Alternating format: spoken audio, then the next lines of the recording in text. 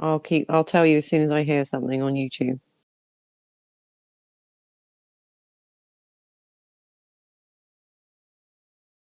Wait a minute. Right. We are live. Hopefully the sound's working.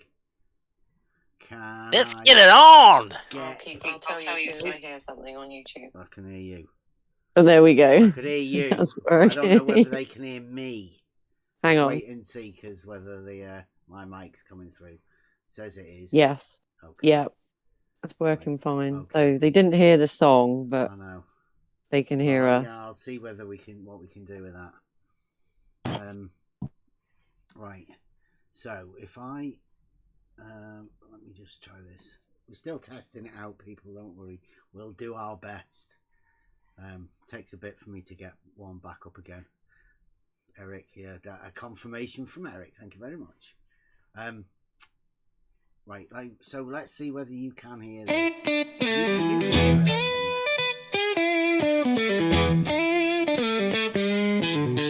Two paths we can hear it in before here. me, both closed like a cage. Mine split open, trapped in separate rage. No clear answer, just smoke and glaze. What's real, what's fake inside this dance? Swallow contradictions, dressed That is as coming truth. through now, yeah. Right. It's still coming through. I was just coming through the desktop audio because I've swapped the desktop audio off. Has it just stopped? Oh, look at that. I've got a thing here as well. Is it still playing on the YouTube, or is it stopped?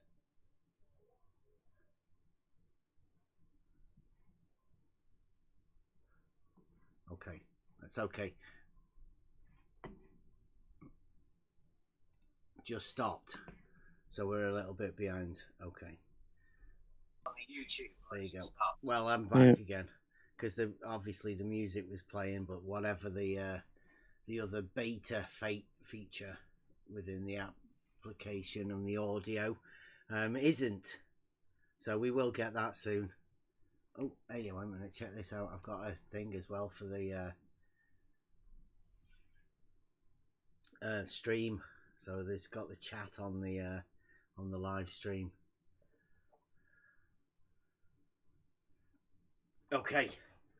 Well, I'm still seeing the starting soon screen. Oh yeah, well, I there we go. There's a bit of a delay. I think there is a good delay on that. Okay, well, we're still just sorting it out, but we are going to be back. I was hoping to get this other thing sorted so we don't have to do the desktop audio. We'll get it sorted. Right, everybody else is back in. Everything's working. Right, welcome back, everyone. We've obviously been on sabbatical for a bit, but that's mainly me getting myself sorted out, sorting family out, and trying to work out what's going on, because it's pretty obvious that there has been a upheaval within. I don't know whether you could call it the community that we were in or not. Like, we were curious about. So we've been taking a little bit of a break, and now we're back. But now we're back with, I'd say, a vengeance. I'll go over a quick thing first. Is everybody here? Right. We went to Jaren's last night to go and have a word with Jaren about a conversation we had with Jaren maybe 2 years ago, a year and a half ago. I don't know. I can't remember. Lose track of time now. Been in this for that fucking long. So we had a conversation with Jaren, and it was back in the days when we were trying to tell the flat earthers of the coming problems but in our own way, I tend to work in enthymemes. So I don't like saying things. So I like people to discover these things for themselves. So, you know, we were trying to tell them. I think we got as obvious as possible. Oh, right, sorry. There you go. GIFs are playing. We are live on YouTube. Yes. Welcome everyone. Right, so when we went to go and talk with Jaren, it was the idea of seeing how he's changed from the flat Earth model that he did have into the understanding of the globe model that he's now taken on. And obviously everybody knows that everybody's globe model is different. You can't have the same globe model as somebody else. So Jaren's obviously had a switch now from his old flat Earth model, which was probably based around the AE map, and whatever the model is that he has at the minute. And that was the conversation we had, right? So if I get to you guys have got that, Is this right? you just about to play Jaren, are you? I've got two of these. I've got the actual one that I recorded, and then the Jaren. There's only one. Hold on. There's only one model, first. but there's only one model of the globe. What are we? Well, there's a dogmatic model, right? Dogmatic. Yeah. No. Okay. Yeah, it's a dogmatic model. Okay. Yeah, but it's just the model. It's just the globe. We don't have a model anymore. Globe. Yeah. Yeah, the globe doesn't have a model anymore. Yeah, but everybody has their own, right? When you hear globe, that's your model that you have in your mind when you see that. No, right? no. Yeah. No. Yeah. No, the globe is directly observed. It's an observed factual thing. So there's no longer a model. One in your mind isn't observed. And that's the one that we're talking about. Observed. See, the picture I have there, that's a picture from an actual probe that was 400 miles away from the Earth's surface. That picture is an actual photo. It's not an image. It's not a graphic. It's an image, actual though, isn't it? Photo. It's an image, though. So, no, it's a graph. It's a picture. Yeah, but that's an image. No. But when you say image, people start to conjure up feelings of CGs. No. This photo was taken with a camera. It's camera. Robert, please. Here we deal in the understanding mainly of thought, right? The idea of that. And have you ever heard of the divided line? Metaphysics. I've heard of the divided line, and in this case, whenever you have something that's empirical, there's no divided line anymore. Yeah, but I want you to know that. Within metaphysics, the way you understand and take in knowledge, right? There's the concept of the divided line, and images are at the bottom. Yes, images are. Yeah, that's why you take the lowest of the low. That's why you take. They're not even worth contemplating within the greater scheme of things. That's why you take a photo. Now you see when you say image. I think we're getting away from the actual. We wanted to do so. I get what you're saying, Robert, but we're talking about it as in what you believe the globe to be, right? That's what we're talking. We're not denying that, you know, there is a globe. You've got a picture of it as your profile, but we're talking about that thing that everyone holds inside the thought or the what they think the globe to. Everybody has that. They've got their own globe. That's really? What we're talking about. Yeah, we're talking. I'm talking saying, particularly about Jaren and the way he's swapped from one idea of what, let's call it his old globe, right? Because that's what he imagined he lived on. It's no different than the one he's on now. So his idea, his understanding, the thing he had in his mind was one model, and that works certain ways, right? And he had certain beliefs that were linked to that. Now that's changed. And that's what I was curious about within Jeren, right?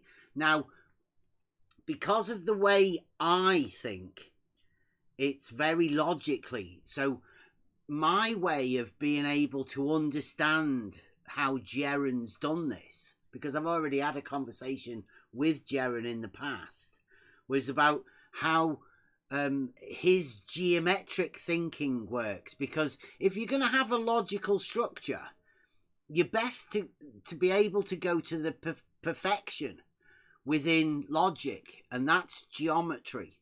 So that structure is the structure I use to understand things and relate to things. And that's what I was trying to get to with Jeren. Now, I think you might find this a little bit interesting.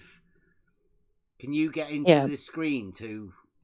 yeah, but before you start, can you just explain for anyone out there who doesn't know who Jeren is, what we're like, who he is, what's just happened, and the fact, like, what his channel's called, that kind of thing. Okay. Right. What the show's called as well.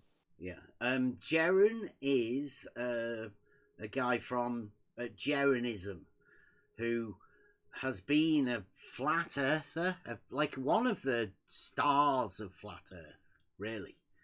In fact, if you were to say all of the flat earthers, Jeren has been a self-sustaining flat earther throughout the monetary thing. He's got TV channels, crypto, and he really sells this thing. He's made a living out of being a flat earther.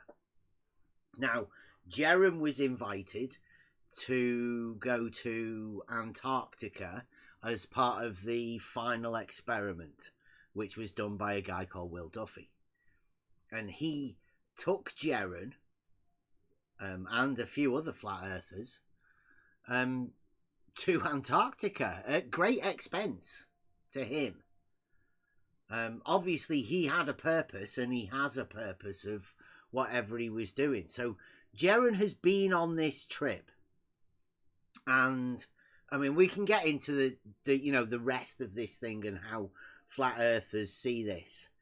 But in the past, we've had a conversation about these sort of things, and I was just trying to do a follow-up. Right, so check this out, right? I don't know if any of you heard it last night, because I didn't hear this last night, so I don't know what everybody else heard or whether Jeren's changed it, but this is what it sounds like. Right, let me get there. Right, so about 5-10 minutes. Well said. Well, I gotta let you go because we got a bunch of people waiting. Yeah, but I thanks, appreciate Darren. it. All right, we got Try Thinking up next. Try Thinking. Me. Oh, mic check. Is that good? Hey, what's up? Oh, I recognize your voice. Yeah. Bev. Yeah, we have talked before. Yes.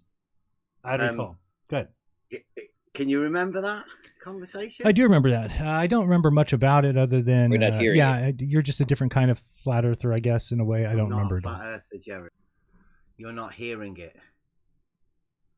Not me. Can you click on his stream, Robert? You just watch his stream, and it should come through. You might have to adjust your own volume. Everybody on YouTube could hear that as well, could you? Yeah, that is coming through.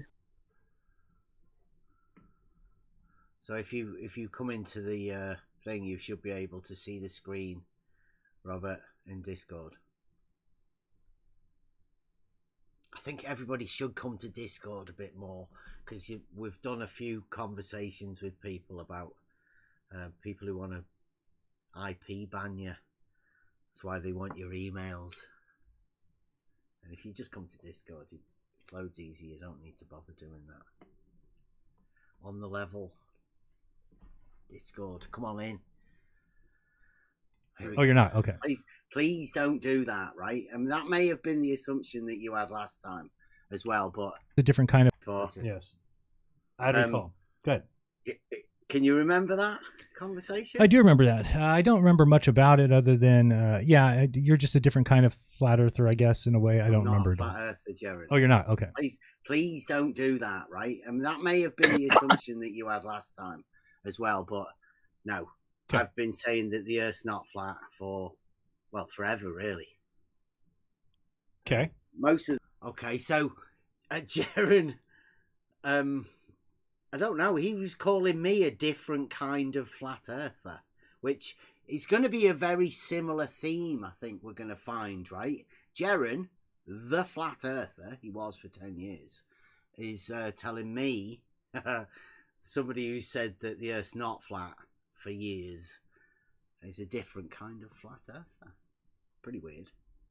The flat earthers have shunned me for obvious reasons. Yes, I remember. Right, so when we talked a bit ago, right, it was obviously because of Nathan Oakley and the division that was being put within the community, but it was also about like a geometric understanding of what was going on. And I think Elder Bear touched on it a bit earlier about the angle to a curve. And in the conversation that we did have back then, it was about a latitude circle, but latitude and longitude are same as north, south, east, and west, which would be perpendicular in the understanding of most people. Okay, because that's what you see on a compass. Whereas the model that you did have had the east-west circles. Right, but which the globe has now, as well. Right now, I guess you can see that they are actually perpendicular to each other, aren't they? You're talking about on a flat Earth or a globe Earth? Well, in reality. But the globe does have latitude and longitude as being perpendicular. Correct, but as we do in reality, right? Yes, but the latitude lines are not great circles. No, but their relationship is perpendicular. Whenever they meet each other, they meet perpendicularly. Right? Correct. Yes. Whereas with the flat Earth model, they don't meet perpendicularly. Right. This is where it starts getting a little bit weird, right? Because I am talking about the perpendicularity, and I mean, I'll play it out, right? I'll give a quick J. They meet perpendicularly, right? Correct. Yes. Whereas with the flat Earth model, they don't meet perpendicularly, really, because the flat Earth model has north-south radiating outwards, and there's east-west circles being circles, so where they meet, Wait. But the same thing is true. There's also circles on the globe. The parallels of the latitude, right, are always perpendicular to the plane of the great circle. Wow. Okay. So your geometric understanding of latitude and longitude is perpendicular. There's nothing wrong with thinking.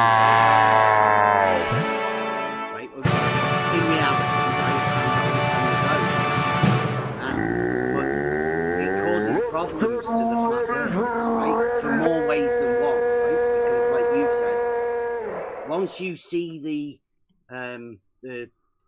so obviously,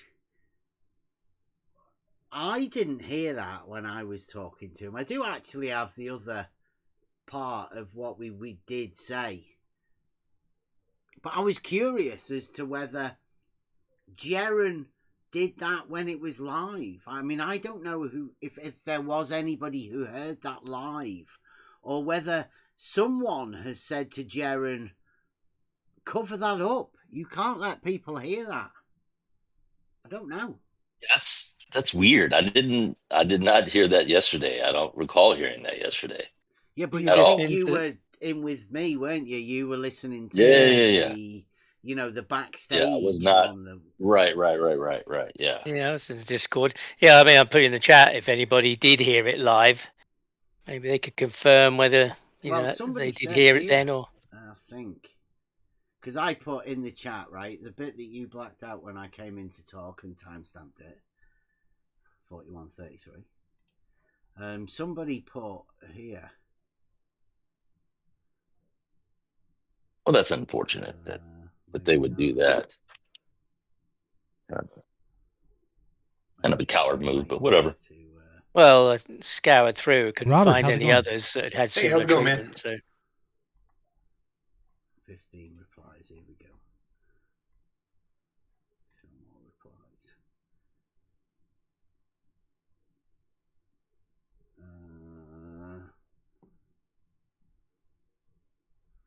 There, Madam Serge or whatever says, I watched the live stream and that's exactly how it was as it aired.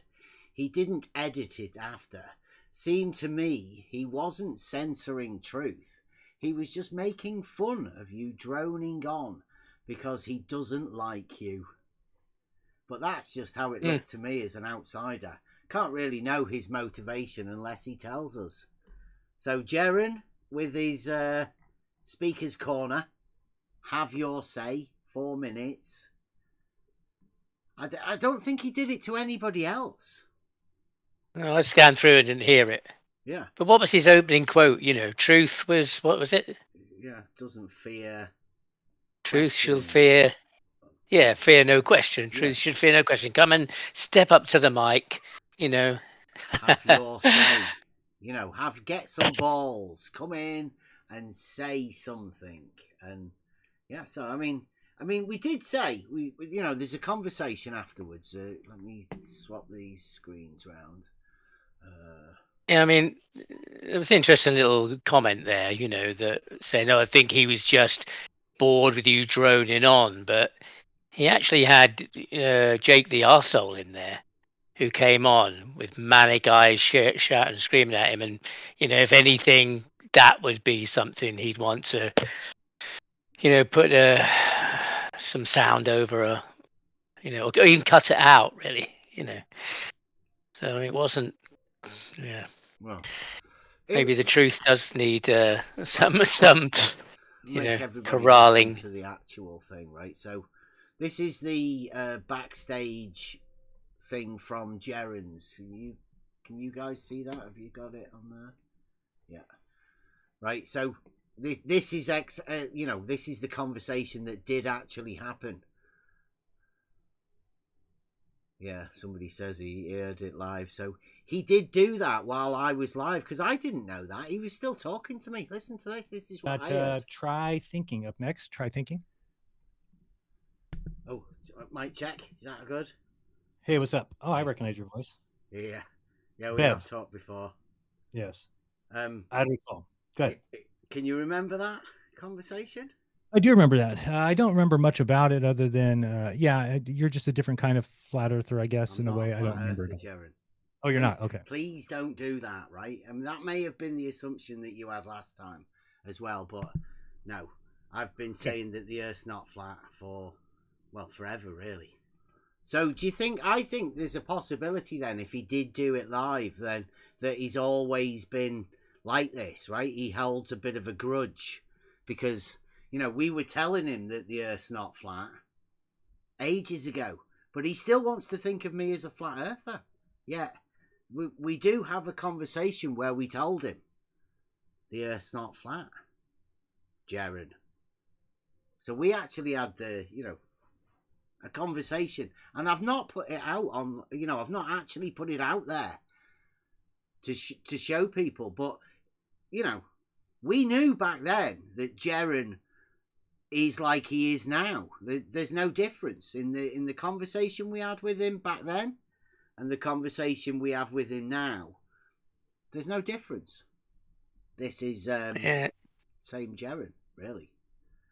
Yeah, I mean, as I spoke to him just before you, and said, "Wow, it's strange that only a short while ago I was getting dogpiled in your Telegram and kicked out of your YouTube chat for asking how you measure the Earth flat, and here we are." Yeah. So yeah. It does seem like he's changed, but I mean, but listen to this. This is so. Nobody who listened to Gerrans last night will have heard this conversation as it is, and it's pretty devastating when you listen to this. Like you'll hear why he didn't want anybody else to hear it, globe or flat, because, well, judge for yourself. Most of the flat earthers have shunned me for obvious reasons. Yes, I remember. Right, so when we talked a bit ago, right, it was obviously because of Nathan Oakley and the division that was being put within the community, but it was also about like a geometric understanding of what was going on. And I think Elder Bear touched on it a bit earlier about the angle to a curve. And in the conversation that we did have back then, it was about a latitude circle, but latitude and longitude are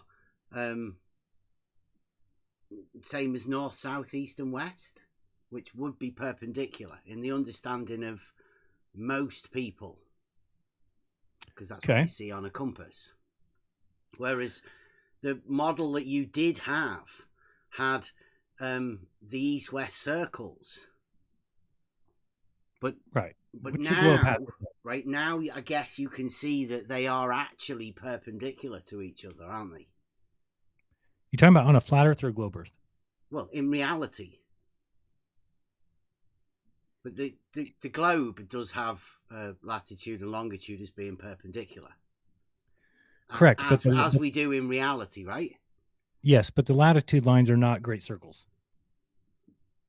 No, but their relationship is perpendicular. Whenever they meet each other, they meet perpendicularly, right? Correct. Whereas with the flat Earth model, this is the bit, they don't meet perpendicularly, do they? Because the flat Earth model has north-south radiating outwards and the east-west circles being circles. So where they meet, that's well, wait. But the really same thing is true. There are also circles on the globe. Yeah, but the how do you say this? The parallels of the latitude, right, are always perpendicular to the plane of the great circle, if you will, right? Okay. So your geometric understanding of latitude and longitude is perpendicular, and there's nothing wrong with thinking that. Okay. Right? In reality, right, and on the globe, obviously, that you're on now. But it causes problems to the flat earthers, right? For more ways than one, right? Because like you've said, once you see the sun circles in the sky, but I take it it's the say it's the counter rotation, is it? Like from left to right and right to left. That must do strange things to your mind when you actually get to see that. Yeah, the sunset was completely, I mean, I don't know how anybody in the South ever would believe in a flat Earth. Yeah, let's see, because, well, I mean, if you live in the South and you get taught that the sun goes from east to west, then it going from right to left is just from east to west, right? There's no difference, but to be in a privileged position of seeing both. Yeah, but I'm talking about sunsets. So it's not a matter of right to left is east to west. No. If you're looking west, the sun sets right to left for every single person in the South, every sunset. Yeah, that's what I was thinking, right? That you being in the privileged position of seeing that affects your understanding of that model that you did have, right? And that upsets the geometric understanding, which is obviously tis globe, right? There's only one answer if you have because you don't also believe in the false dichotomy, do you? So if you can falsify the flat model that you did have, it's easy for you to jump onto the Yeah, because I haven't seen another version of flat Earth presented. Yeah. Yep. Anything else for me? Well, I mean, I could go on forever, right? But I mean, 4 minutes isn't really a lot. But I would really enjoy another conversation if you would be willing. You know, the Discord's still open. You're still a member of it, so I don't go to Discord often, but do you have Telegram or no? No, I don't know. I think I might have it, but I don't know how to use it or anything. You have Facebook? No. Okay. I'll try and get to the Discord. I think I am still a member there. Okay. Well, thank you very much. That would be great. All right. Appreciate it. Thank Later. Right. We got Robert Greenlee. Okay. So that's Jaren and his understanding of globe, perpendicular. I have actually had a conversation with the guys over at Earth Awakenings just earlier about this very thing. And it seems to be a little bit difficult for people to take. It's sort of one of those things. It's a bit like Will Duffy's pin the South Pole on the AE map question. But I think this works for both. I mean, it's hard to understand the geometric identity of perpendicular within this arena. I mean, think of that. Just think about it. About what it is. Because perpendicular is a proof. It's a proof of straight lines. Because there's no such thing as perpendicular unless you've got straight lines too. And that's all it is. And that's what we're dealing with here. And we've been dealing with it for years.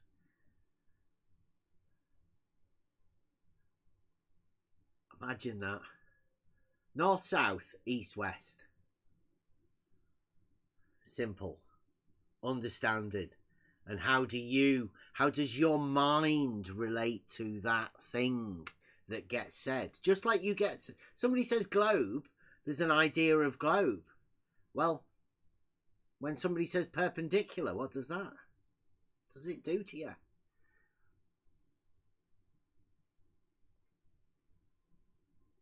Yeah, it seems almost an impossible kind of concept to switch so swiftly for Jaren.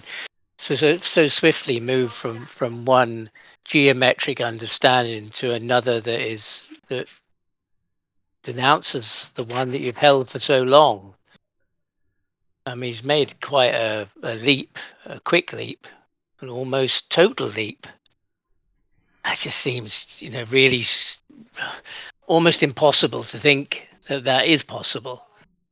To take on all those all those things that for 10 years you've gathered, evidence, might say proof, perhaps they are proof to him of a certain. How little he had. Yeah. Right? That's how little Flat Earth has. Because all it took for Jaren was to see the sun circling in the sky the other way around. And that absolutely blew his mind. I think there's a lot of Flat Earthers out there that have got the same idea. It's just too much for them to even contemplate. So they do anything to stop thinking about it. Yeah, or deny it, or shout you down, so you can't say it. They don't have to answer it. Or 5 or 6 people leap on you so that and try to distract you so that you can't focus on it anymore. You kind of get a bit muddled. Am I sure? Am I clear? What did they say? He's going on about something totally different now, telling me some weird story. If you ask them, yeah.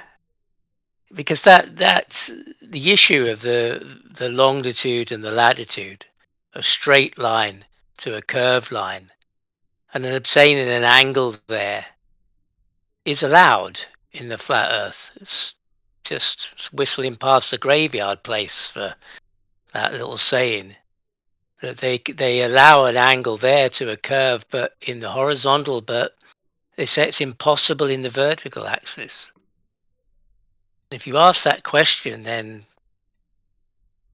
yeah, it becomes very difficult, and there is a contradiction. I mean, Brian Logic, even I remember when he first said it to me, he said, "I said, how do you get an angle there then? If your east-west line is a curve and not a straight line, to get an angle, how do you get an angle?" And he said, "We use a tangent." And then you travel along if you're going east to west, and then you draw another tangent, and then you turn a bit.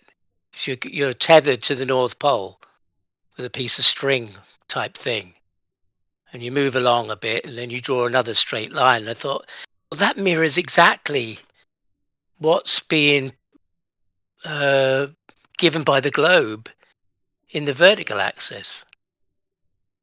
You have a horizontal at any point, and a tangent. And I just thought that just sounds totally, well, it's totally contradictory, isn't it? Well, I mean, it depends whether you have what you have as your geometric understanding of perpendicular. Yeah, I mean, I didn't really, like there's a lot of subconscious stuff that goes on. People have a subconscious, your globe is generally, I think for most people, it's like a subconscious thing. They don't tend to think about it unless they get washed up on the shores of this topic and start looking at things in a little bit more detail or a different angle. But generally, people just going about their business with an impression in a subconscious way inside them. So they don't, and I wasn't thinking about it at the time. It was only through a conversation with Oakley and Brian's Logic that it clicked when they said it to me. How do you get an angle when you turn left or right and say you're heading east? And then it dawned on me right at that moment. They gave it to me. I thought, oh yes. They're saying I can't have an angle there because I don't have a straight line. And immediately felt, in the other axis, well, that's the mirror of this other thing you're saying is impossible to have on the globe. Which kind of makes me then want to ask a bit more questions about it and, but poke the at only it a place bit. you can go to ask questions is a load of people who are obviously model afflicted and incapable of giving you a reasoned answer. Yeah, and who's, in this arena, who has those answers? It's not, you go, the flat earthers are offering you this, or offering, it seemed to me, offering me another version of reality. And so I'm kind of looking at it and thinking, oh, does that make sense? Walking around in my daily life and looking and thinking, does it fit? Can I conceive of that possibility? Offering me another version of my experience. And so, that's the questions I've been asking. Well, that doesn't seem to fit. It doesn't logically make sense to me. Can you explain that? No, it's resulted in bans and I do. You see, weird. I sort of feel for you, but it's hard to tell, right? Because my line of inquiry, like I keep telling people this, strange events when I was young led to me not having a model, but that generated a different learning process where I don't really have a goal or anything. I don't it's a different sort of thing to imagine, right? So I'm always trying to find other people's ideas about it. Now I will tell you my ideas, I'll tell you my definitions, my reasoning behind things or whatever, but I'm more interested in trying to find out other people's ideas of it, because I know how I think, and I'm all right with that. I think I have the rhetoric to be able to explain it. I'm more interested in trying to get that out of other people, and that does seem to cause a lot of friction with people, and it's not intended. I don't mean it to occur like that. a lot of people do seem to take it as though it's, they take offense at it. Me neither. I mean, some things, I ask because I think, have they not been asked this before? Is this, a little deeper? It's not the kind of thing that generally people are doing the back and forth about, and somebody, I just figure somebody somewhere will pop up and say, this is what we do. Brenda wants an invite. So, okay. My recent, I don't know if I should talk about that now, recent questions about some things. So, Oakley is kind of it's not a poke at him, but he is the bearer of this story and now he says latitude proves flat Earth. Well, yeah, so, he was the initiation to us to point out to people, because he's the one that said you can't have an angle to a curve. And then we said, but you're measuring an angle to a light in the sky as your proof of flat Earth, which generates an east-west circle, which then makes north, south, east, and west. If you say it is perpendicular, it's an angle to a curve that you've made yourself. Yeah. And he didn't particularly like hearing that. And obviously there's a lot of flat earthers that probably won't like hearing it. But it's the basis behind what made Jaron do the flip that he did as well. Yeah. It's all tied together, isn't it? Yeah, and that dogged angle. Can you get an angle to a star? Let's get an angle to Polaris with the citation from the solar panel company that an imaginary line between the observer and the celestial body, let's say Polaris, and the horizontal the observer is standing on. Well, the angle that's derived there is not anything to do with your feet; it's at the eye. There's no horizontal line involved. It's two sloping lines, if you like. One's it's not even a hypotenuse because it's not even a triangle. You've got two lines, an angle between them, and neither of those lines are horizontal. So, I don't see where this horizontal the observer is standing on exists. And I was asking someone today, well, what about if you're standing on a hill, side of a hill, and you measure that angle? Then it's definitely not horizontal that I'm standing on. But you can get an angle just the same. And that, and then, I get muted because it's obviously not the question, I'm meant to be answering. They don't want me to ask that question. They don't have an answer for it. So they have to swerve away to another question or whatever. And that's, so the latitude thing is so, and I've listened carefully because, last week somebody said it was in 24/7 with Oakley that was talking about getting latitude from a star, and he insisted it's only Polaris you can get this latitude from. And so, I mean, there's some things he said. He said some things like the antipodal flat Earth, and that it's somehow sandwiched together.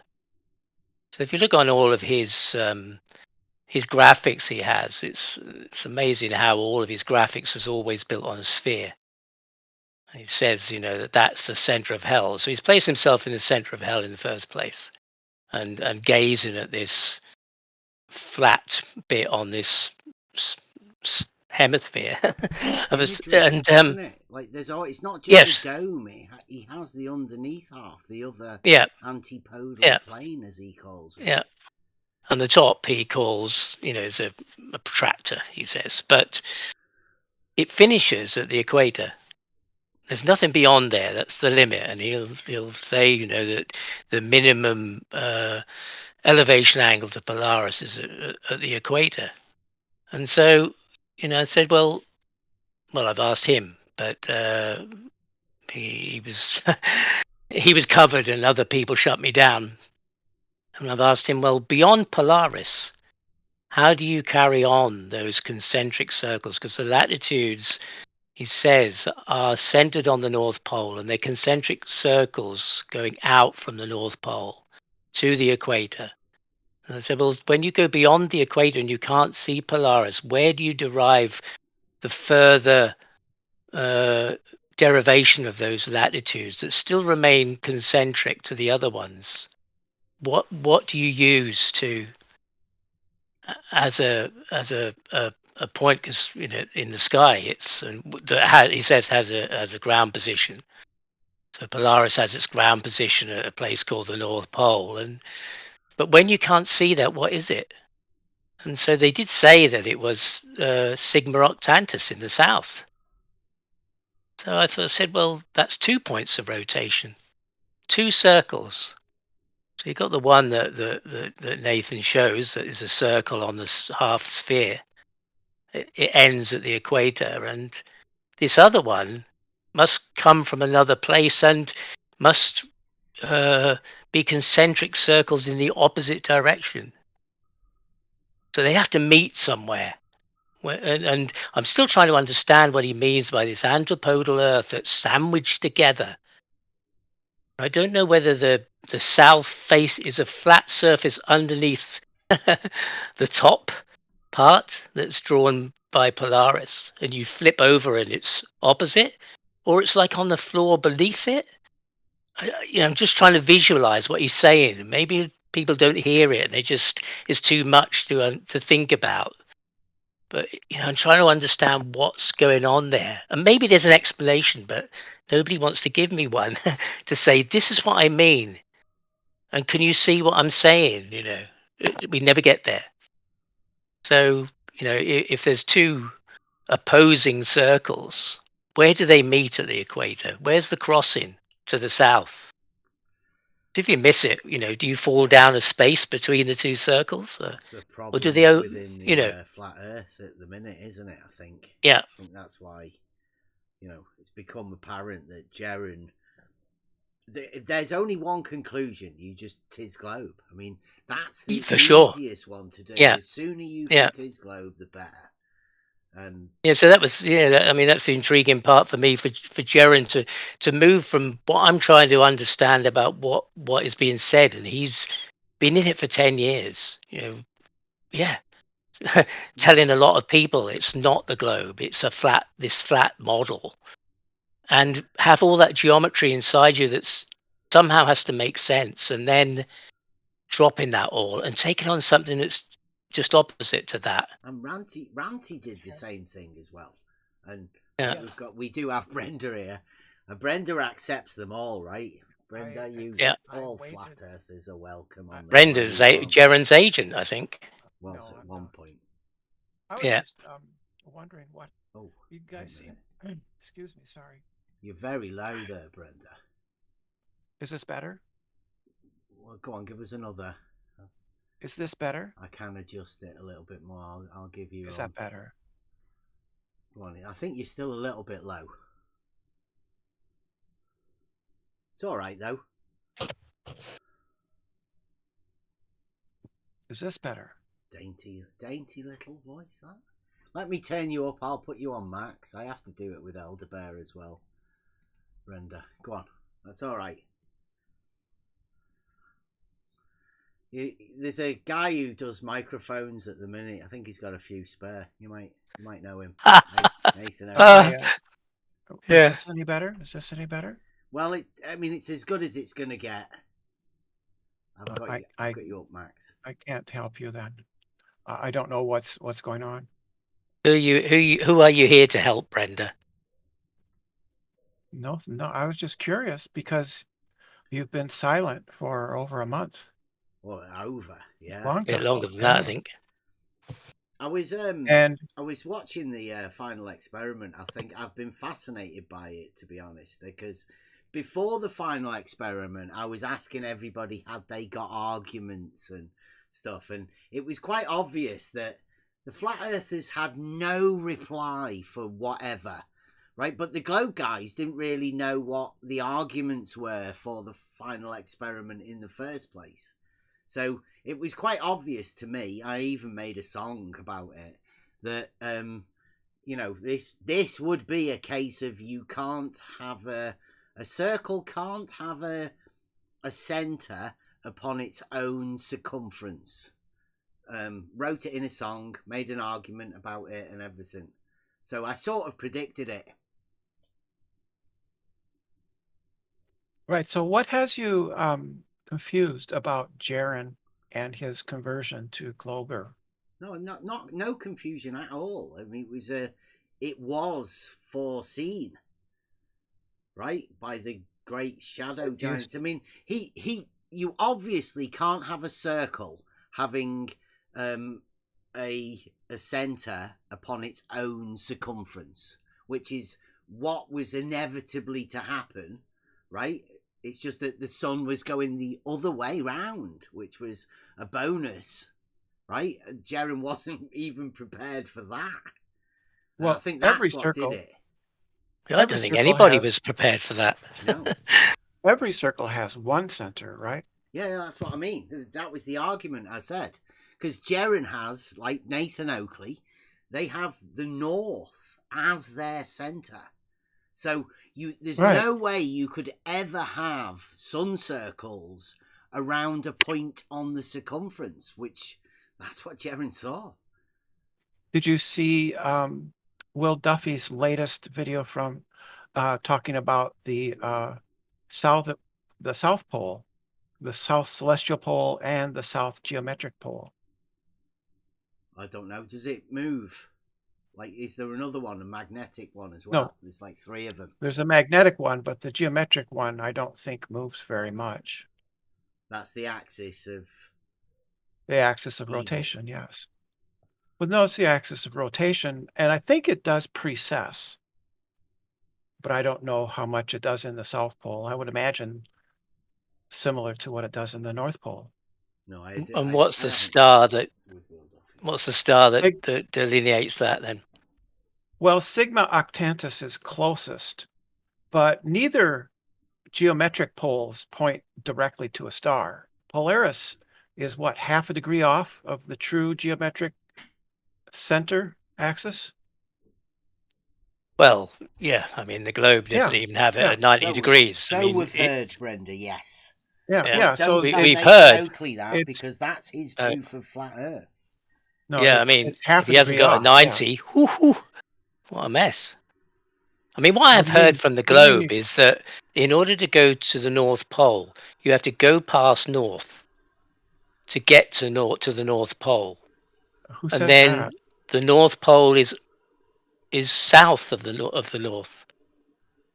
Yeah, the geometric pole is north of Polaris.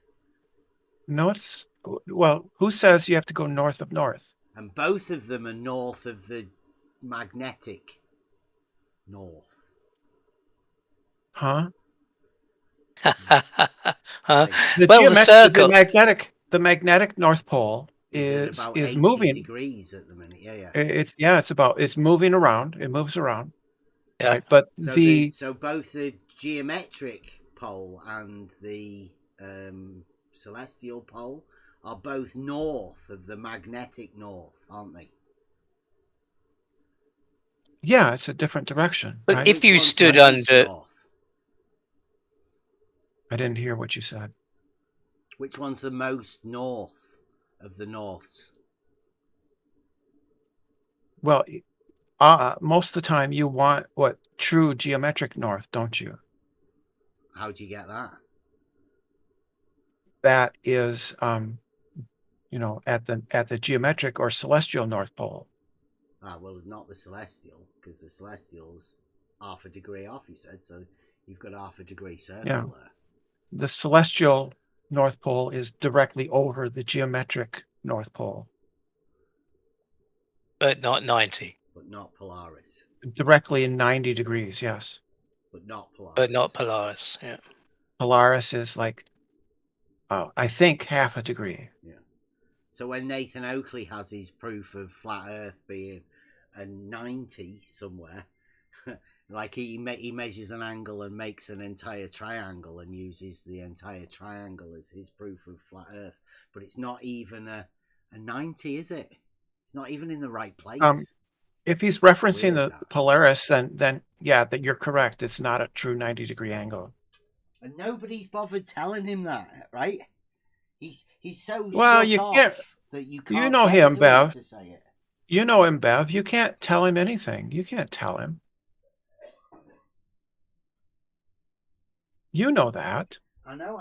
I think at the minute there's a lot of this because they're fearful of whatever happened to Jaren, right? They it's like a boogeyman that they can't look at.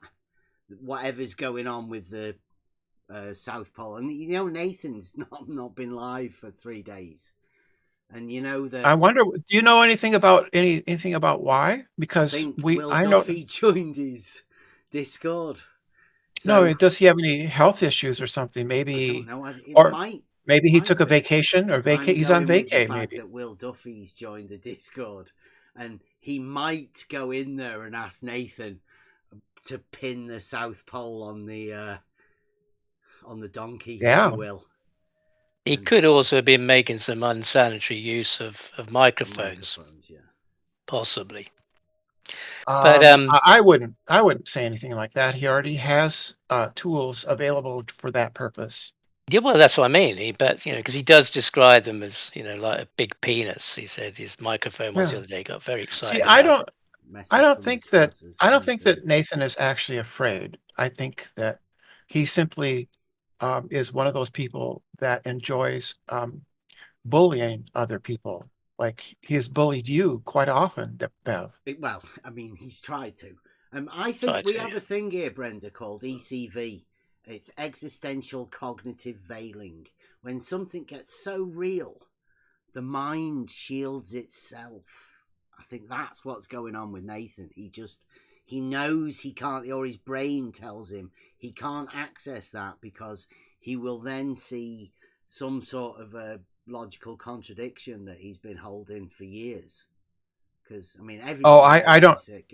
Massive hypocrite. Well, that's a possibility. That would be a hypothesis you'd have to do to further testing. But my working hypothesis is simply that he's just a liar.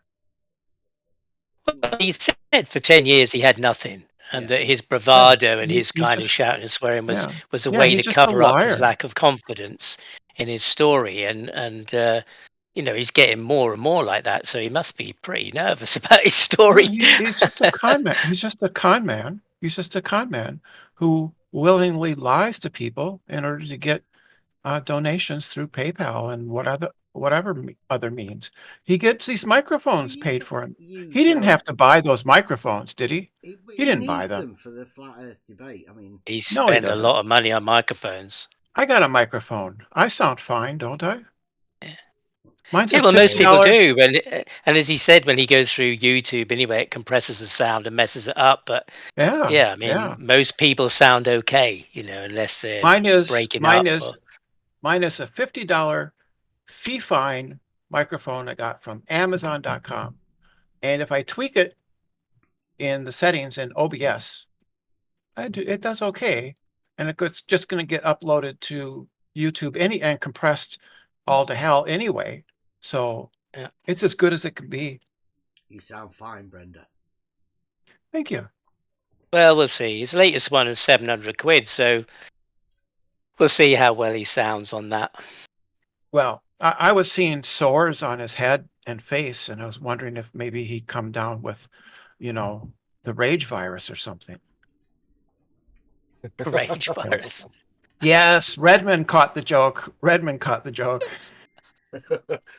I'm just saying, hey, free for all Fridays. Hey, everybody. Hey, Redmond. Yeah, so I think that how do you react to the final experiment, Bev? I think I've been watching it, fascinated. I think Will Duffy, me personally, is a genius. Like you guys, you and like Bob and all of the Globe guys have been messing about for years. Like Nathan Oakley, you've had 10 years of Nathan Oakley, And along comes Will Duffy, young Earth creationist, and he's got a plan. Yeah. And well, look he has at what something he's that I done. don't have. He has something I don't have. $100,000 to toss around.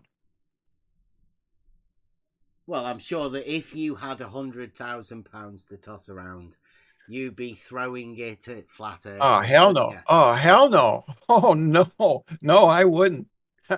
I would not.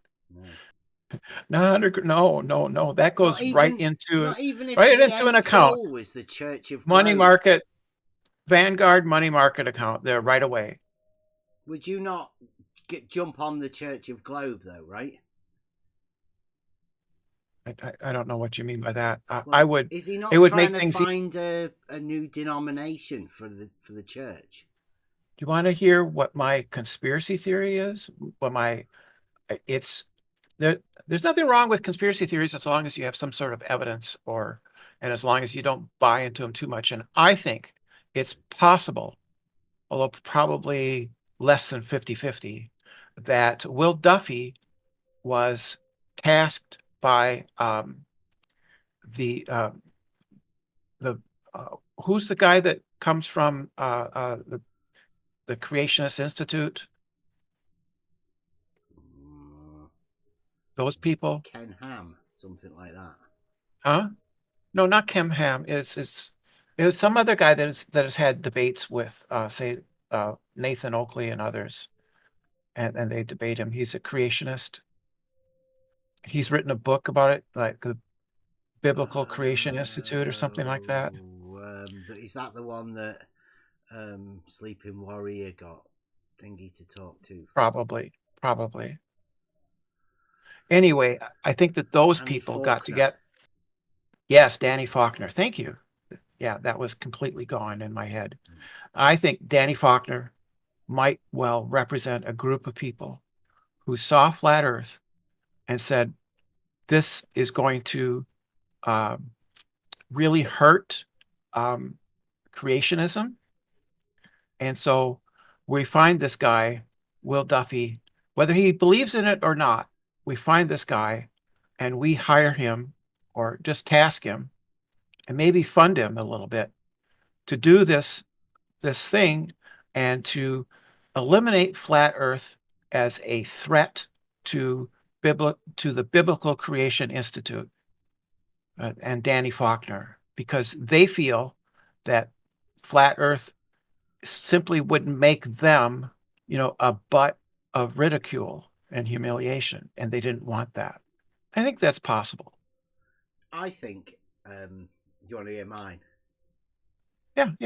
Seeing as we're swapping conspiracy theories, I think there's a greater plan to divide the Christians, mainly because Jesus stands for the Logos, the light, the truth. And since we're living in modern society, that can't really be, seen. So what they do is they bring in this divisive, false dichotomy, and whap it right in the middle of a religious group of people. See, I think that's less likely because in America, I'm an atheist, but I am definitely in a minority. There are not a lot of atheists, and they're not a big part of YouTube. For every atheist channel, there's 100 Christian channels that have thousands and thousands of subscribers. Right? So I just don't think that we are much of a threat to Christianity, to be honest with you. This is within Christianity, not atheism. I mean, who's the atheist? Yeah. You've got Will Duffy, he's the creationist, isn't he? And the flat earthers, he says he is. He says he is, yeah. Do tend to use the Bible a lot. People like Keith Flatzoid are biblical flat earthers, and there are others who are not so much biblical. In a religious setting where it's faith-based, right? There's no proof within the religion idea. Well, that's what faith is: belief without proof, right? So if you should have proof of where you live, right? The reality that we're in, that's where proof is. So, dropping the false dichotomy into the middle of the religion can only cause division. There's no coming together once you do that. So I don't know how much of a false dichotomy it is. It seems to be pretty close to binary to me. I don't know any of the other solutions. People have what 6 suns? Will mean, Duffy really? has this as well, right, Brenda? He has I think he says it's not a false dichotomy, which, we know it's a roundabout way of saying they think it's a true dichotomy. So flat versus spherical, that they think that's a true dichotomy. So therefore, all you have to do is falsify one of them, and then I've not heard that. My position is that they've long proposed a model, which is the Gleason model, which is the sun stays above and between the 2 tropics and the equator. Well, if it stays there, then the true dichotomy with that is then it can't be at the rim. And Jaron went and observed it at the rim. And that falsifies the Gleason map, but it doesn't prove the globe. The globe would have been falsified if the sun had set, but it didn't. That wasn't too opaque for you? That wasn't too opaque for you or anything, was it? No. Yeah, but again, what you're doing there is like Jaron's done. He's falsified the flat. However you do it, doesn't really matter, right? Well, he hasn't technically falsified flat Earth. It could be true that there are 6 suns. It could be that the sun is in Apollo's. It could be that sun is in Apollo's chariot as he rides his horses across the vault of the sky. That could be true. If that's what you have is flat Earth, then that could be a flat Earth model, right? Yeah, and that hasn't been falsify that. Yeah, or it could be like Queen Nut in play. Then boom, you're on the Tis globe. Yeah, it could be that Queen Nut gives birth to the sun in the morning and swallows it at night. Those are all flat Earth models that haven't been falsified by the final experiment. But we don't take them seriously. We don't take Queen Nut or Apollo's chariot as to be real alternatives. Yeah, I know. If it's not flat though, Tis globe. That's the way the false dichotomy works. Yeah, but that's not anything any globers have said. No, they don't have to say it. It's there. It's in play. No, they've directly said that it doesn't prove the globe. False dichotomy, though, is it or not? You tell me, Brendan. It would be a false dichotomy to say that if flat Earth, if the Gleason's map model is falsified, therefore the globe is true. That would be a false dichotomy. Okay. Now, can I just break it down to a simple thing? Because I believe when you were doing your PA work for Jaron, I proposed this to you. I wasn't doing PA work for Jaron. Come on. All right. But I was just debating with him on his channel. No, you were trying to set encouraging up a debate. You would booking agent. Yes. Again, that's what you were doing. But that was my own initiative. That was my own initiative, and nobody else's. Here was my proposal to you. I don't know whether you understood it or not.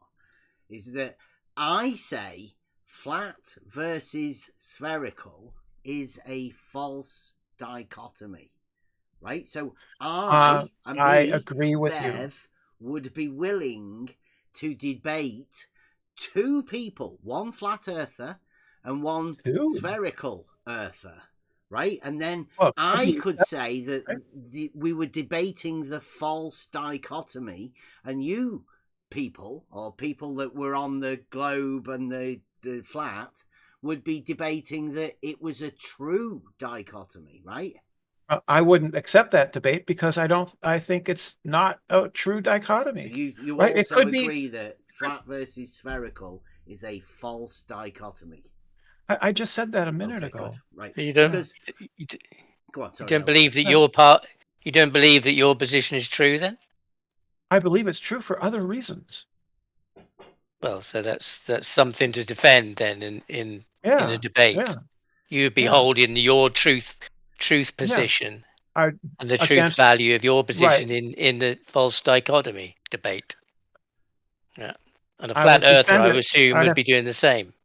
And then you get the hollow or cell earther in there too. Right. Okay, but that's not what we were talking about. If right, well, that's a third option though, right? Okay, it could be flat. Brenda, it could be a globe. It could be the same side as of a what cell. Nathan Oakley and Flatzoid have done, because they also say it's a false dichotomy. But what you're saying is, if you're saying it's a false dichotomy, you're saying those two choices are false, aren't you? No, that's not what false dichotomy means. Really? It means that you have more than two options. A true dichotomy is P or not P. Two choices, right? A dichotomy. P or not P. No, a dichotomy is two choices. Yeah, P or not P. Okay. Now, if the truth is within those two choices that you're given, you would say it's a true dichotomy, would you not? Yes, that would be a true dichotomy. Okay, right. But no I don't think how many other choices there could possibly be, doesn't matter. Right? Well, there can be no other choices. We're saying that there are no other choices. Okay, right. So I'm saying that flat versus spherical is a false dichotomy.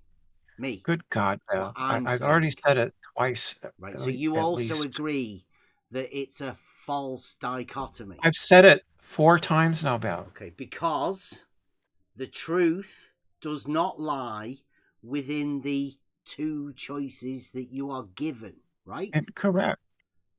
Okay. It means that there's possibly a third or more choice. Okay, but if the truth is there, it doesn't matter how many other choices you're going to be given. It's still going to be a true dichotomy. Bal. Yes. Suppose the choices are A, B, and C. Yes. And you want to say that there's a dichotomy between A and B. Well, I would say if I can prove A is true. But so if I prove that it's A, B, or C, but A is true. Choices, Brenda. It's A, B, or C. No, that's a dichotomy is. I'm not talking about that now. We are talking about two choices, Brenda. I'm talking about the fact that it's not a true dichotomy because there's at no least truth. No, not because there's no. A, if you're saying that A and B is a true dichotomy, right? A could be true or B could be true, right? Yeah, but if the truth lies in the two choices, then it's a true dichotomy. So if I have a choice, say A could be true or B could be true, one of those could be true, right? But the fact that it's not a true dichotomy, it's in fact a trichotomy, A, B, or C, it could still be the case that A is true. Okay. Right, A can be true in both cases. Right. So do you think it is true that spherical is true? Yeah, within our understanding of spherical as WGS 84, right? Brenda, it doesn't really matter. Are you going to say it's a false dichotomy? Because I could say spherical, flat, or cuboid. Saying it's flat, I say sphere is true, and sphere or flat is a false dichotomy. Both of those claims are true. What, flat is true as well? No, so listen, I have one. Brenda? I have a true. No, that's not. I have a true sentence. A, the Earth is spherical. Yeah. I have a dichotomy, A or B. Yeah. You know, Earth is globe But the truth, or you it's think flat. the truth is in And I there. say, you have to let me finish the example so that Yeah, you but can respond I to don't it know why properly. you're continuing, Brenda. This is very simple. Because I'm It's trying only to two explain something choices. to you that you're not understanding. No, I think it's and you're you not that's listening. Not really getting You're it. aggressively not listening. Okay. Aggressively not listening. Yeah. Well, I'll tell you what, So I'll aggressively not listen and put the kettle on. Right. So it could be the case that in the dichotomy A or B, that A is true. It's still a false dichotomy because there's a third option available, C. So it is true that A or B is a false dichotomy, even though A is true. And it is the case that A or B or C is a trichotomy and A is true. The truth is modifying the prop. Yeah, there's something that occurs in this arena where people don't seem to be able to see what a false dichotomy is. Let me explain to you, Brenda. Okay. Go ahead. Dichotomy. Yeah, go ahead. Okay, it's a dichotomy. You're given two choices. That's just a dichotomy.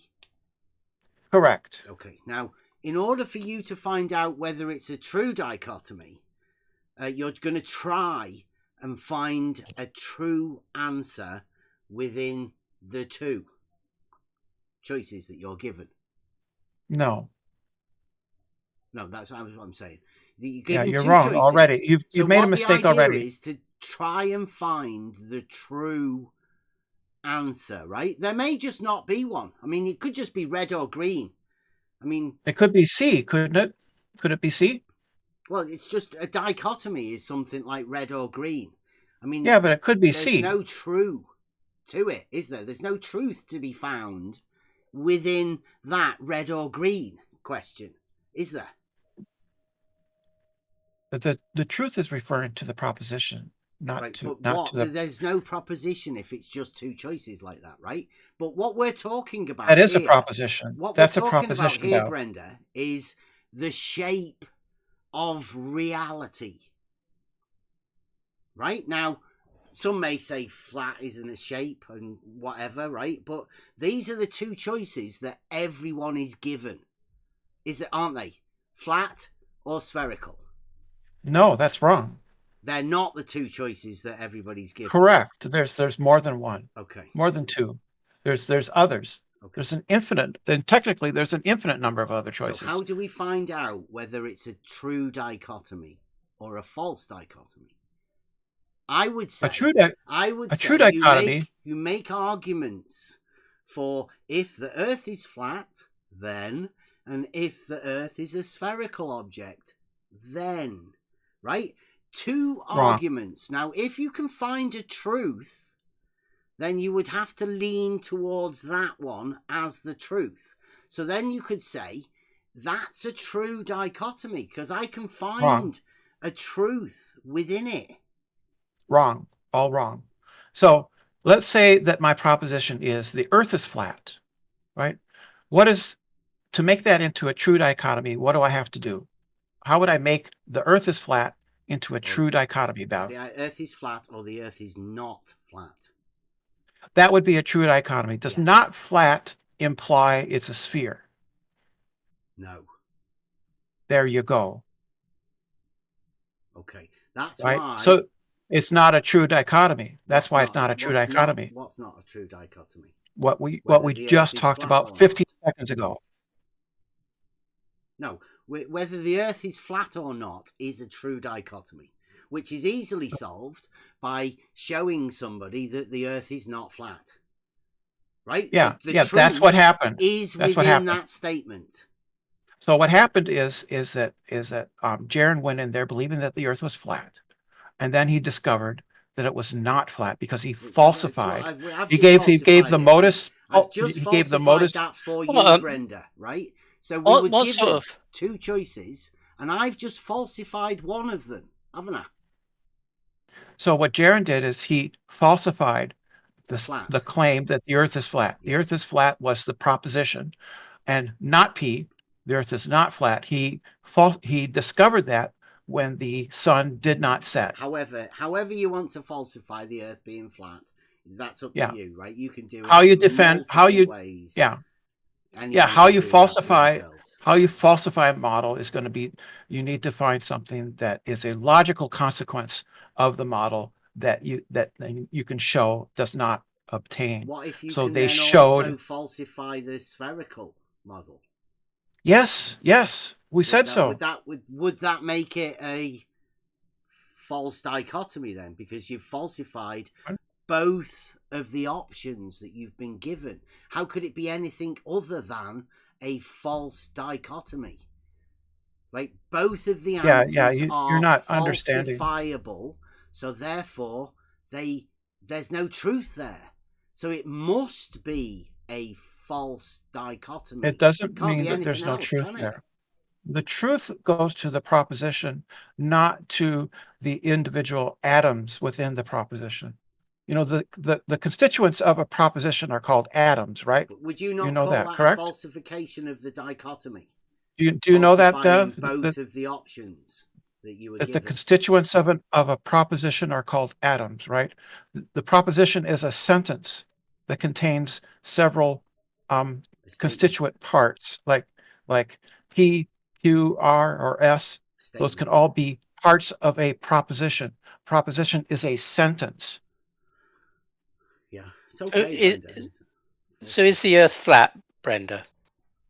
No, Jaron. Not falsified. No, for you. No, for anybody. Is it anywhere near flat for you? It's been flat Earth has been falsified, and so there is no possible world in which but given the all Earth the is stuff flat. and your position, how much of a leap would it be for you to become to say the Earth was flat with all the requirements that you've been talking? Yes, so that's I think that's would be just as huge the other way. And it seems that Jaron has made this leap really quickly. Which seems astounding to me, and that was what we were talking about. I don't think it was that quick. It took him several weeks. He was still. Have you seen his Home Depot Earth? He's been building that for quite some time. If you listen, please. Right. It took some time after returning back from the final experiment for him to finally acquiesce and say that yes, the Earth is flat, globe, or the Earth is a globe. At first, he was saying. He was hedging on that and not fully saying, he was saying simply that it's not flat, but he wasn't saying it is globe. It took some time because it is regardless, it's a big emotional thing, right? Regardless, Brenda, of the time, it's a massive leap. That for 10 years he couldn't find 1/8 of an inch, and within a fortnight he's found it. Now that takes a big leap in an understanding of geometry. Yeah, that takes to do that. I mean, massive. Yeah. To a place now where he's using the zoom out function, which you use quite a lot. I don't and know. Now he's zooming in. He's zooming in. He's got a circle. He's zooming in. He said, "Look, if you look really close, we can call it flat. We can call it horizontal, but it's not horizontal." Yeah. And over the length of his Home Depot, he's got 1/8 of an inch. Yeah, it's less than that. Well, he says 1/8 of an inch. Yeah. And he's found it very easily. But in 10 years, he couldn't find it. Yeah.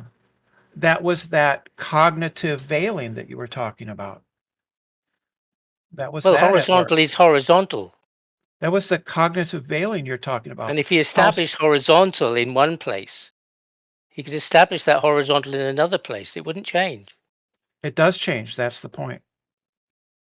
And you know that, Elder Bear. Well, no, it doesn't change.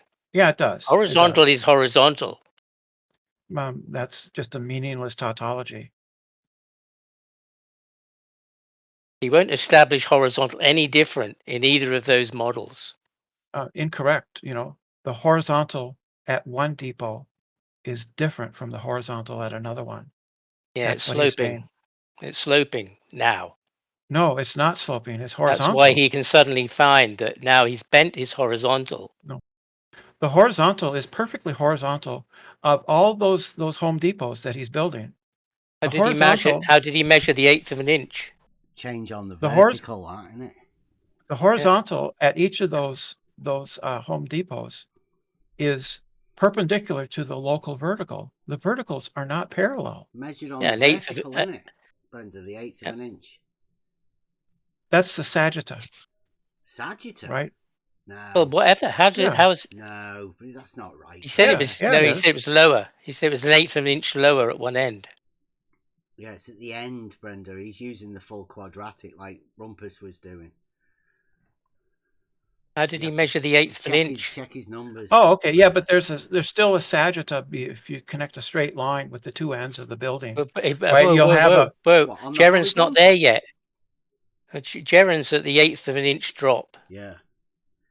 He hasn't got to the sagitta yet. Don't go drop too far. Isn't the same. Drop isn't the same as what we're talking about. We're not. That's what he said. There's an 1/8 of an inch difference. No, That's you what he's misunderstood saying. him. You misunderstood him. No, he showed me. He showed he's got some people. I know he showed and he's got some water. Have a word with Ruhif and get him brought up to speed, Brenda. I haven't contacted Home Depot. We've got a big tree next to the Golden Gate Bridge. Was it the Golden Gate? What's it called? Yeah, the Golden Gate Bridge. Golden Gates Bridge. Yeah. So he got that. It's getting bigger. He's done a lot of homework in his few weeks back. If I pour water on the floor of the Home Depot, he did that. Just one of them. One of them. What happens? Well, on Jaren's it will flow from one end to the other. 1/8 of an inch. Yeah, that's incorrect. That's not what happens. Well, that's what he said. I said, was it level and horizontal? Because he agrees that level is horizontal, right? And he said it is level and horizontal. So I said, yeah, but it would have to be because you'd have to grade the land in order to pour that concrete so it was horizontal. And then he said it was 1/8 of an inch lower. I said, well, something's gone wrong there. Possibly. Because he was meant to be making a horizontal, a nice level pad, which he said was level. It's possible that Jaren made a mistake or does not understand something fully. That's possible. However, right, let's say we build this Home Depot and I pour water on it. In the globe model, the water is going to cover the Home Depot evenly, the floor evenly. It'll be an even distribution. Well, not if it's 1/8 of an inch lower at one end. That's he said, look, you can hardly see it. If it's 1/8 of an inch, you'd hardly see it, but water would know it. You mean an 1/8 of an inch drop? Is that what you mean, Elder? Well, that's what he said. Like he said, water would know where the 1/8 of an inch is. Why would water, a piece of water at one end of the Home Depot, know about the other end of the Home Depot? Because it hasn't spoken to Jaren. No. It just does what it does. And if it's 1/8 of an inch lower, you know as well as I do that if you pour water on a slope, it'll run to the lowest point. Yeah, we know. Yeah, but it's not a slope. But it's not. Brenda, don't we? It's not a slope. He said it was 1/8 of an inch, and then the next one's 1/8 of an inch. Then he got it wrong. And when you add it up, I guess when you add it up over a mile, it's 8 inches. There's loads of no, he got it wrong. Jaren's wrong. And then eventually, I guess it will be perpendicular. I feel like there will come a point where Home Depot is perpendicular to the first one. Elder Bear, I feel like you're just not listening to me. Well, I am. I think you're just, you might be white knighting for Jaren, but I'm not. That's what I mean. He's made a leap. No, Brenda's I said Jaren's done a disservice. Yeah, I said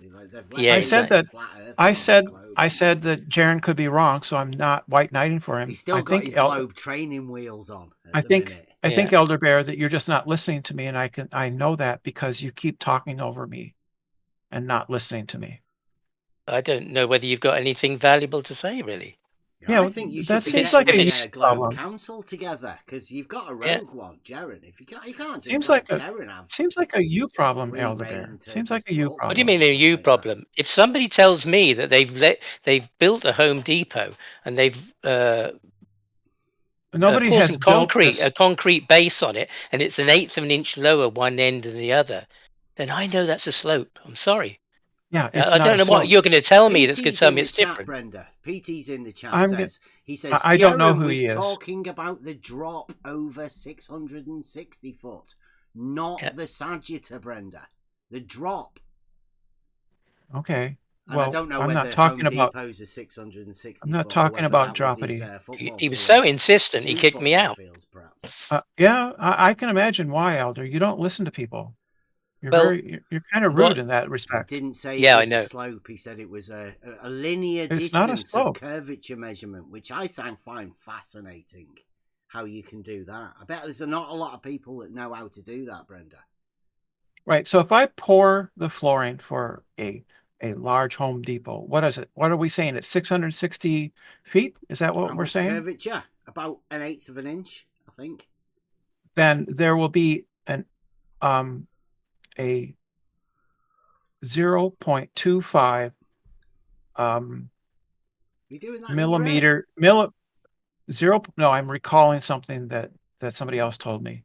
0.25 millimeter sagitta from one end to the other. I don't know what the conversion is of an eighth And that's inch not to that's not millimeters.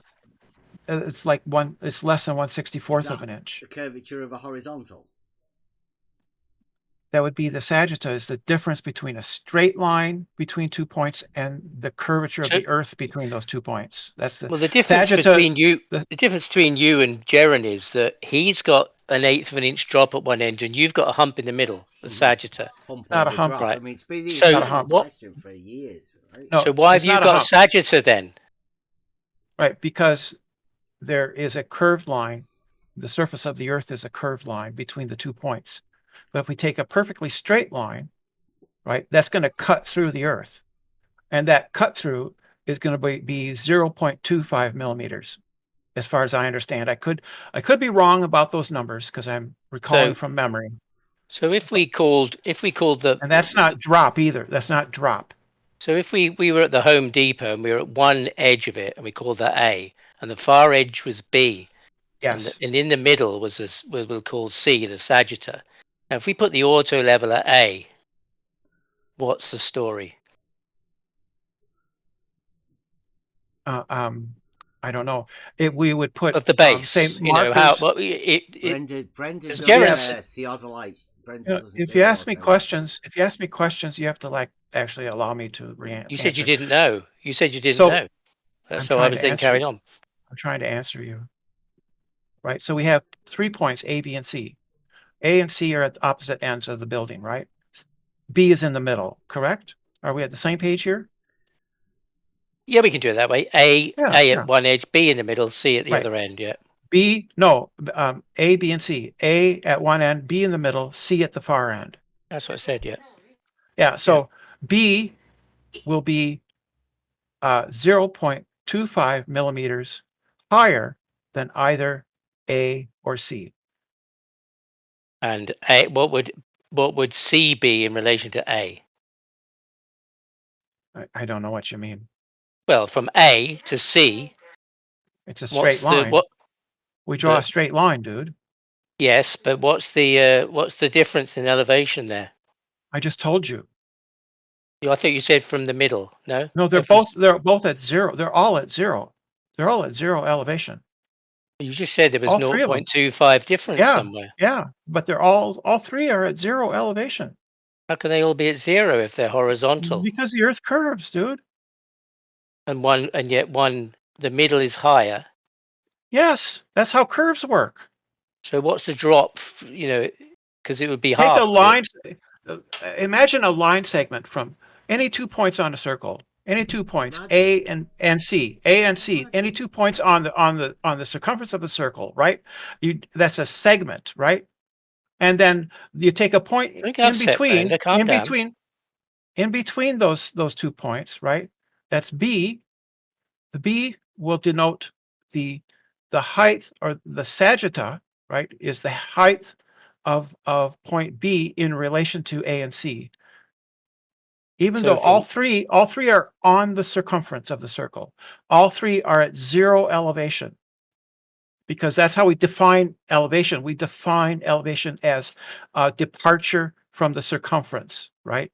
So positive elevation would be above. Negative elevation would be we dig in a hole and we're below, right? Nevertheless, the way circles work, that's just the way circles work. B, which is between A we're and C. talking about a horizontal line or a horizontal plane if this is the concrete pad. No, it's now, not. if you is not pour the horizontal. concrete and from A to B it rises up, and then from B to C it slopes down. No, it doesn't. The pad is not You just said horizontal. it was higher in the middle. The pad is not higher in the middle. You just said it was. It was No, higher. it's not. It's a sagitta. No, I didn't. The sagitta sagittas cut through circles, right? You understand that, right? A chord of a circle. Well, I think it's probably a square or a rectangle he's bored. Is a chord of a circle. Is that inside or outside of the circle or on the circumference? Which one? The sagitta. That wouldn't be a hump. A hump would be it's in between the other bits. Something the that deviates. The high part of the hump in the middle of the 2 points. You could call it a hump, but I know that you will willfully misinterpret that. It's only a 600-foot bit of concrete, Brenda. Come on. It's measured right, by so the sagitta, it's level. The actual height of the hump, Brenda. Well, I've explained it well enough. I've explained it well enough for you to understand. Maybe that's why he played the music over the top. I mean, Jaron said it's 1/8 of an inch from one end to the other. I didn't listen to that part. He didn't I don't mention know. What about if you went sagitta at all, Brenda? Not once. Did Brenda? Did Jaron talking about it. Mention a sagitta within talking about Home it. Depot or football field or anything? He just said level was horizontal, and you wouldn't notice because it's 1/8 of an inch. The concrete is level, right? But when I never got the chance to get to the other end, to where it's the 1/8 of an inch, and see whether it's 1/8 of an inch higher, looking back. The concrete. Because that's what I do. I'd want to check, See, you don't listen to me at all. You talk over concrete, me. Brenda. You don't strike me as somebody who's ever poured concrete. Right, it's not important. No, so when we poured the concrete, full of concrete, either have you? Was it level? Yeah, that's what the tool is. The concrete level? Concrete does tend to self-level, but I mean, you do tend to put a bit of a drainage channel or something in there for the water to go. No, we're not doing that. We're just making it level. You're not right? making it at all. You've never done anything like that, so you would. That's also irrelevant. You're trying to deflect. Well, it is pretty relevant because you're saying this sort of it's not theoretical imagination of something you're you deflecting. have no practical experience of. It doesn't matter. Weird, isn't it? Really? No, it's not. It's your deflection is weird. How do we know that what you're imagining bears any relevance to reality at all, since you've never done it? See, you're just running away. I've got a clue. See, what I didn't understand was directly here, Brenda. Sort of a sign. It's a sign of guilt. Talking shit, Brenda. It's a sign of guilt. What I didn't understand is that this. He zoomed in. He said it was a circle. But he zoomed in and said. Hang on, I'm talking now. He zoomed in and he said, "If you look, guilt, do you think it could be a sign of guilt?" Brenda, no, because you do the same. You do the same, Brenda. No. Do you think it could be though? Brenda, a sign of guilt. Stop doing the Nathan Oakley thing. Yeah. Do you think it could be though? Do you think it? Well, could be? I think you do the same. So maybe you're projecting a bit. But too quick. Because you like a bit of zooming in and zooming out. That's not what I'm doing. Yeah, you do that often. I've seen lots of your pictures. No, so he showed a circle on GeoGebra. It's obviously a circle, and then he zoomed in. He said, "Look, you sure? Look, it looks flat here, and we can call it horizontal." All right, and then he poured some concrete to build a Home Depot, and to me, that irrespective of what the ground was. That's what he would be doing. He would be machining the site there so that the concrete would be horizontal, irrespective of what the surface was beneath it or around it. Correct. Right. So he's wrong. Yet he somehow still got it wrong. Well, the part that you're not understanding is... Have you got a wrench on Jaron's thing now? I know he give Ruhif. No, I'm banned. I'm banned from his chat. Jaron? Oh. Well, Ruhif. Can't Ruhif get you back in? He's got a spanner. Maybe. Hasn't he? I haven't Somebody told me asked. that you got a spanner. I thought that was a Maybe. little bit strange. I might. Have you checked? It might have happened. Might have happened, and I was just unaware of it. It might be. I don't know. I don't care. I don't care about spanners. I'm not a child. You know what? I was offered a spanner the other day, and you know, I'd never really want a spanner anyway because I don't want to even have the thought of having to misuse it or, you know, play with that thing in my head at all, really. You know, but I don't have I that went, problem. I yeah, don't have that problem. Flatsoid had a. You don't. That's fine. Flatsoid's Discord channel was attacked, was raided with somebody dropping loads of really bad pictures and really bad. Wasn't really that bad. some time ago? Wasn't that some time ago? Last week. Oh yeah, it was last 10 week. days. Oh, Yeah, I yeah. didn't know anything and about it. I didn't know anything about it. Yeah, well, I was on the server there, so I Not messaged many you? of us in there, Brenda. You know, like Was it there's you? not much Was it going you? on. Brenda. Was it you, Elder? Stop that, Brenda. I know what you do. You play this game where you want to kind of push some kind of idea to the world that, you know, it could possibly be me. So anyway, I added Flatsoid and said, "Hey man, As did you I. should look I at your did as well. yeah, look at your server.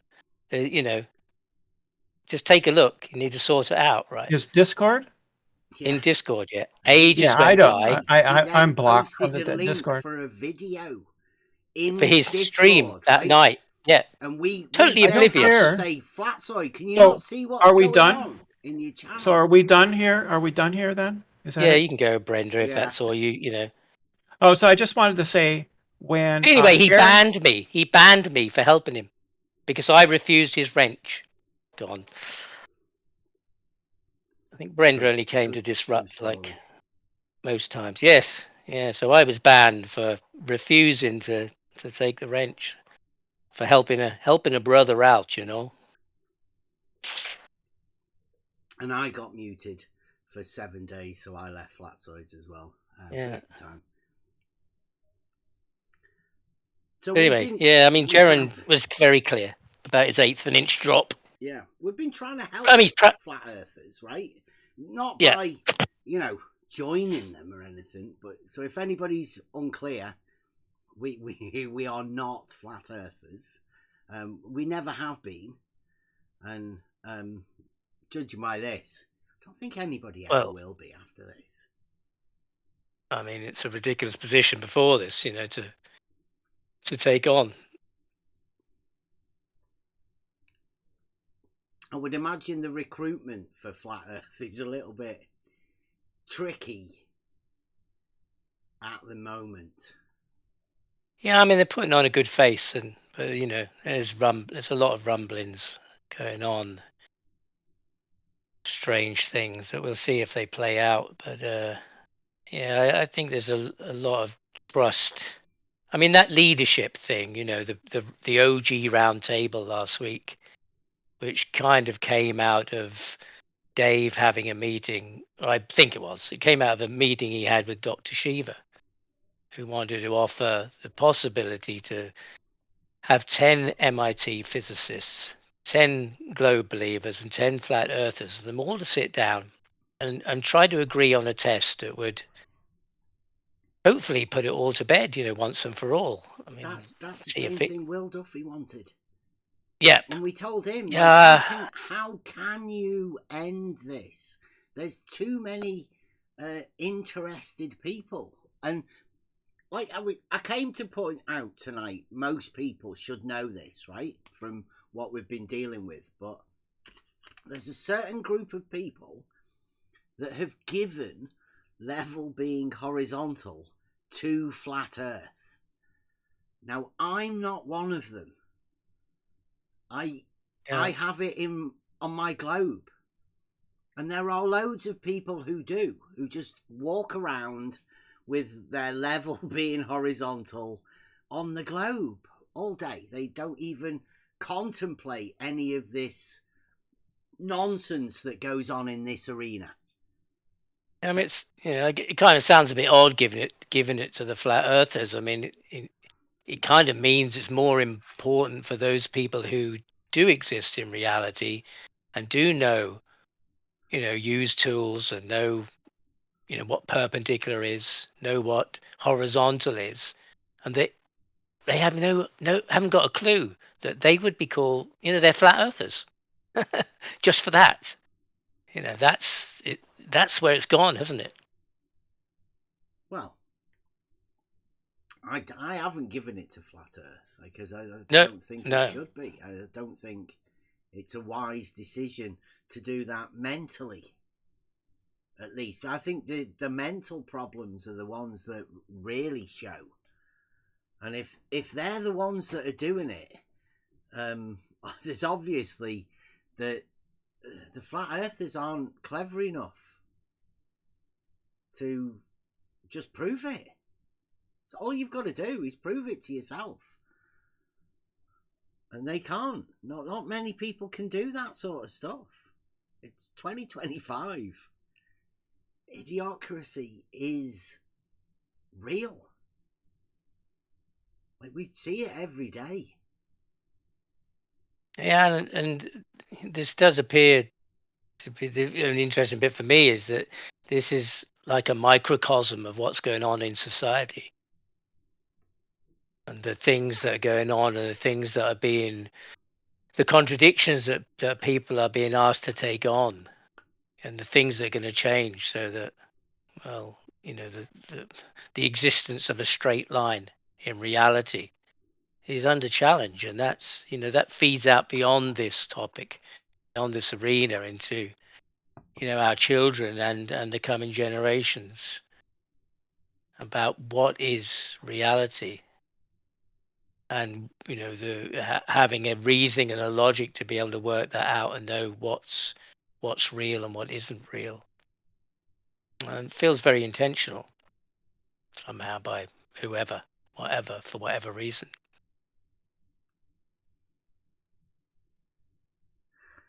And also, seeing how people take those things on. It's a whole psychological viewpoint on this too. I find it interesting that, they're talking about it in the chat there, the 1/8 of an inch over 660 feet. I mean, Yeah. Do people think that you can't measure that? Is there, I know Jaron says, it's impossible to tell, but I mean, does he really think that he can just come up with 660 feet, 1/8 of an inch, and nobody in reality can actually check that? Is that what he thinks? Like a drop of 1/8 of an inch couldn't be measured over 660 feet. I mean, that's only 220 meters, isn't it? Yeah. Yeah, I mean, the precision of tools that are around and available today. How big's an Olympic-sized swimming pool? 200 meters, is it? 100 meters. Oh. I mean, No, I don't know. I don't think it's that long. Do they do 100-meter lengths? I don't think so. It's not that far, is it? No. I mean, what's the limit? With an auto level, what's the distance limit to you'd only read really 50 meters maximum. 50 meters, and you could read what? You could do 4 3 of them, mil, right? You could do 4 of them with a really accurate one that measures to, a fraction of a millimeter. Right, a fraction of a millimeter over 50 meters, right? Yeah. So 4 of those. There's going to be some numbers on a piece of paper you'll add up at the end, isn't there? Or you could just get a 220 or take away meter water level. True. Yeah. It's simple, I mean, that's right? easy. That's doable. Yeah. Yeah. So, what Jaron's proposing is possible, and would be eligible for Dr. Shiva. I mean, Dr. Shiva was offering it to Dave as a test for him to do, but I mean, he could come up with these proposals that everybody else is doing. I mean, I've heard people saying you can measure angles. I mean, why is that not being proposed? He says supposedly it's already been done. Yeah. Somebody told me today that geodetic surveyors do it all the time. I mean, why can't you just propose that to Dr. Shiva? Get him together with the flat earthers and hash it out as to whether it would prove something or it wouldn't. It does seem most people simple. are. Yeah, I mean, most people I've seen have gone over that video with Dr. Shiva and Dave are just so interested in trying to bang home their point of what's a scientific method or this and that, and they're never going to be the ones who sit down in that room with Dr. Shiva and the other guys. It's just waffle. They're arguing about those things. Well, when you get in the room, that's the time to argue. Go then and then say, well, we don't agree with this. That's not the way we would do things. And hopefully, I don't know. I think it'd fall apart if it were those people. But you would think, hopefully, after they'd bang, false dichotomy. I mean, they'd be at each other's throats. They don't want to solve this, and that's what I thought Dr. Shiva was doing that. To point out to everyone, because Will Duffy's basically shown everyone that the flat earthers can't accept anything. It doesn't matter what you give them. Yeah. Even if you take a load of people spend hundreds of thousands of pounds on the flat earthers so you can show them it, they still won't accept it. Or there's certain groups won't accept anything. That's the way of the world. So you can only ever prove these things to yourself. That's the best you're ever going to have. Doesn't matter what anybody else thinks then, as long as you've got your own proof. Flat earthers can't even think of something like that. Globe earthers can't either.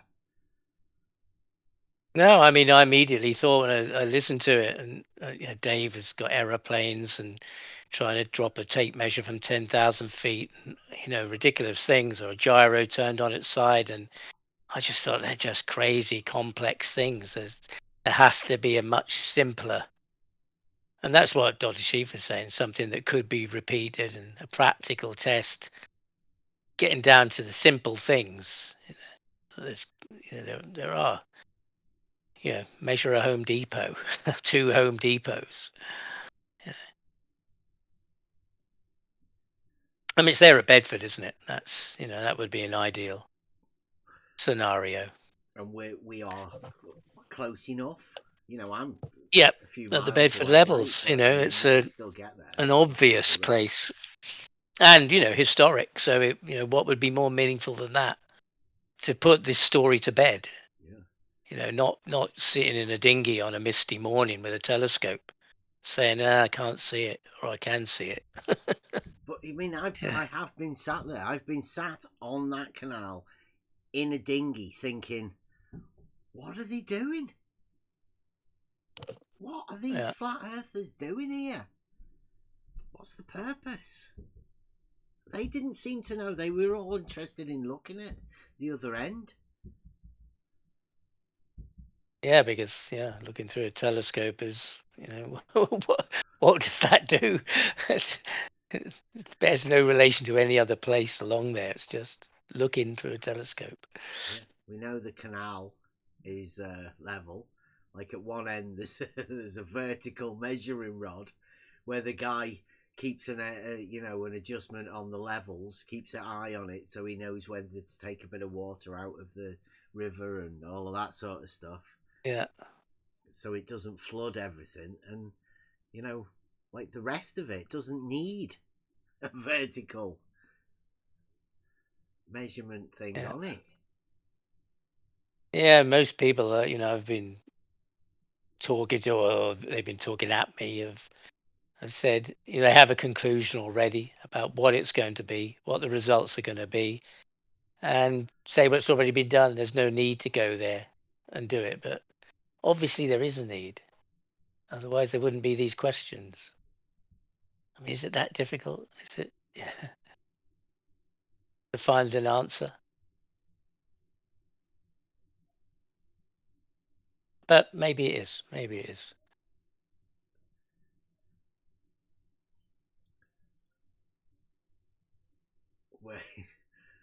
Linear bastard. We will get onto all of that stuff eventually, right? Because the idea of me coming forwards is that when I first came into this, I came into it with an idea that there was a load of people calling me a child abuser, and calling me a child abuser for saying that level was horizontal and the horizon doesn't rise to eye level and all of these sort of things. Horizontals are parallel.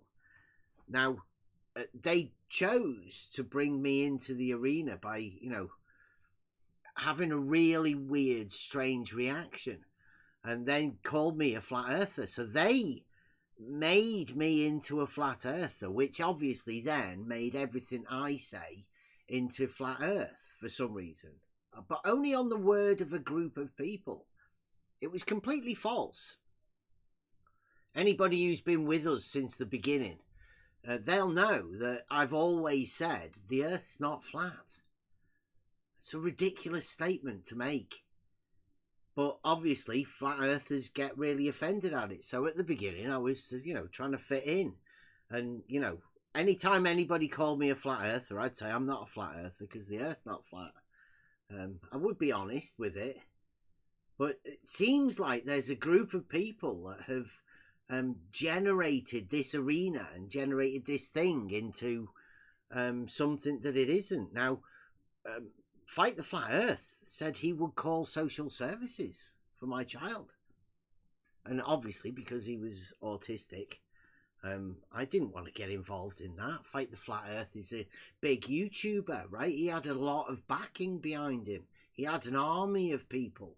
So I thought I'd go and try and find some help and just sort of let people know what's coming, right? In the mind of these people. You don't have to be a flat earther. You just have to be able to prove something like level being horizontal.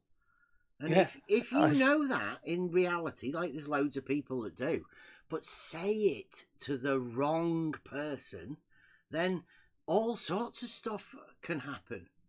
And I didn't want that to happen to normal people. So I was researching, trying to find out what it was. Now, my son is an adult now. I've no fear of anything like that. Just so happens that Fight the Flat Earth is still doing the same thing. He's still calling me a child abuser. I've got all of the things, and over in McToon's Discord server, they've got a special room where they shame me, call me a child abuser, doing all of that sort of stuff, and nobody in the arena actually cares about it. But so we've actually been separated ourselves now from the entire arena. Sorry, Elderberg, go on. Yeah, no, it's right. I was just thinking, and there was Fight the Flat Earth to having a debate on doing no harm as a secular humanist. Yeah. You know, as a convicted, outrageously violent assaulter. You know, and claiming, threatening to have, your children taken away from you at one point for causing harm by teaching them that level is horizontal. Yeah, it's ridiculous. Yeah, I mean, I would have been equally shocked at that. Hey, what's going on? People have powers. Powers exist. It's not I mean, you see what's going on. I mean, it's moved on a bit, and things are a bit more in your face now. People are getting locked up for Facebook posts and what have you. There was a guy in Earth Awakenings the other day. I think he's a Czech guy.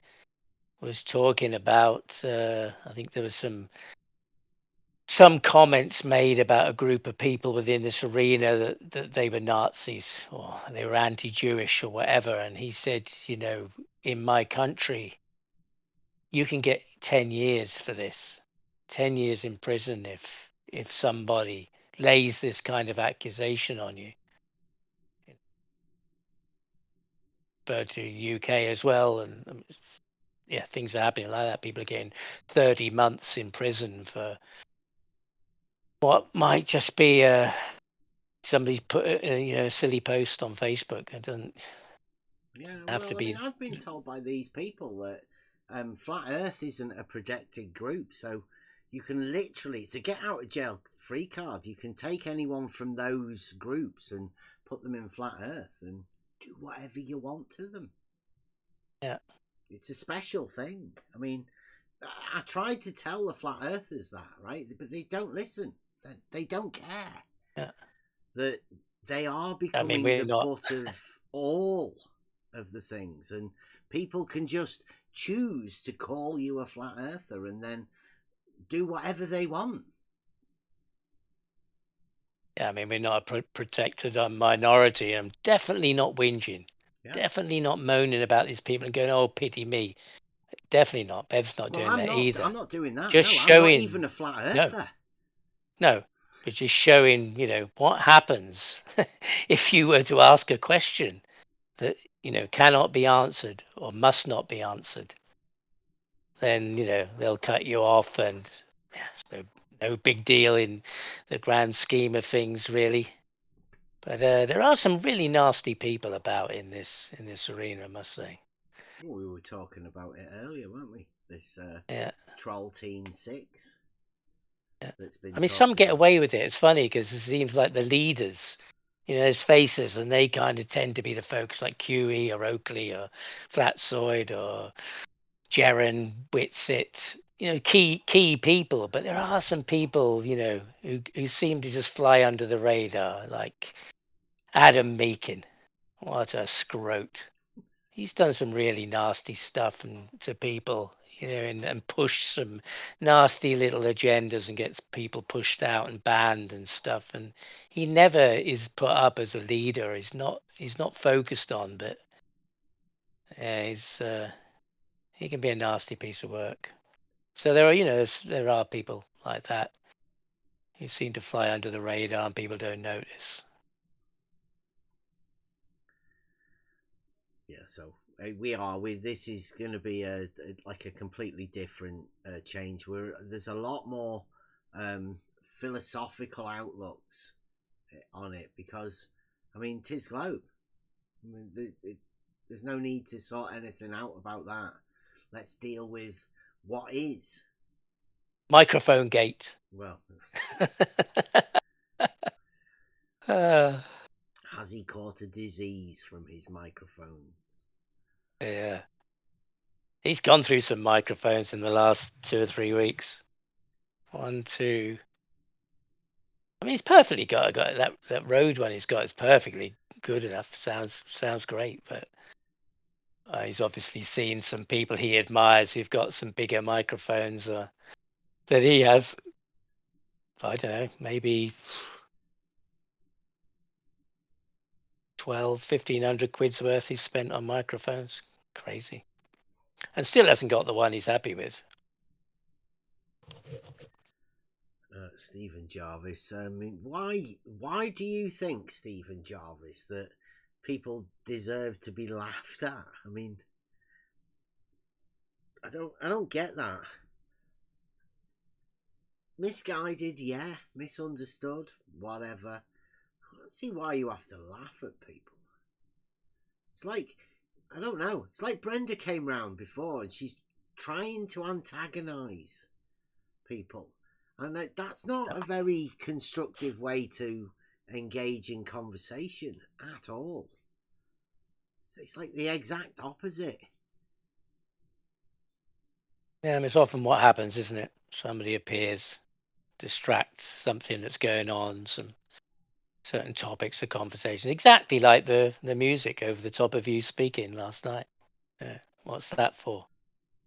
Yeah. What was so dissenting in what you said that needed to be covered up? Well, it's like Brenda was saying, right? He's got his training wheels on. He doesn't really know that much about globe. I mean, yeah, he's been dealing with the globe for 10 years, and it's probably more than most people. But he has been a flat earther for 10 of those years. Yeah. Like it's not as if he was on the globe, or that he can actually comprehend or take in the understanding of what globe actually is. He's still new to it.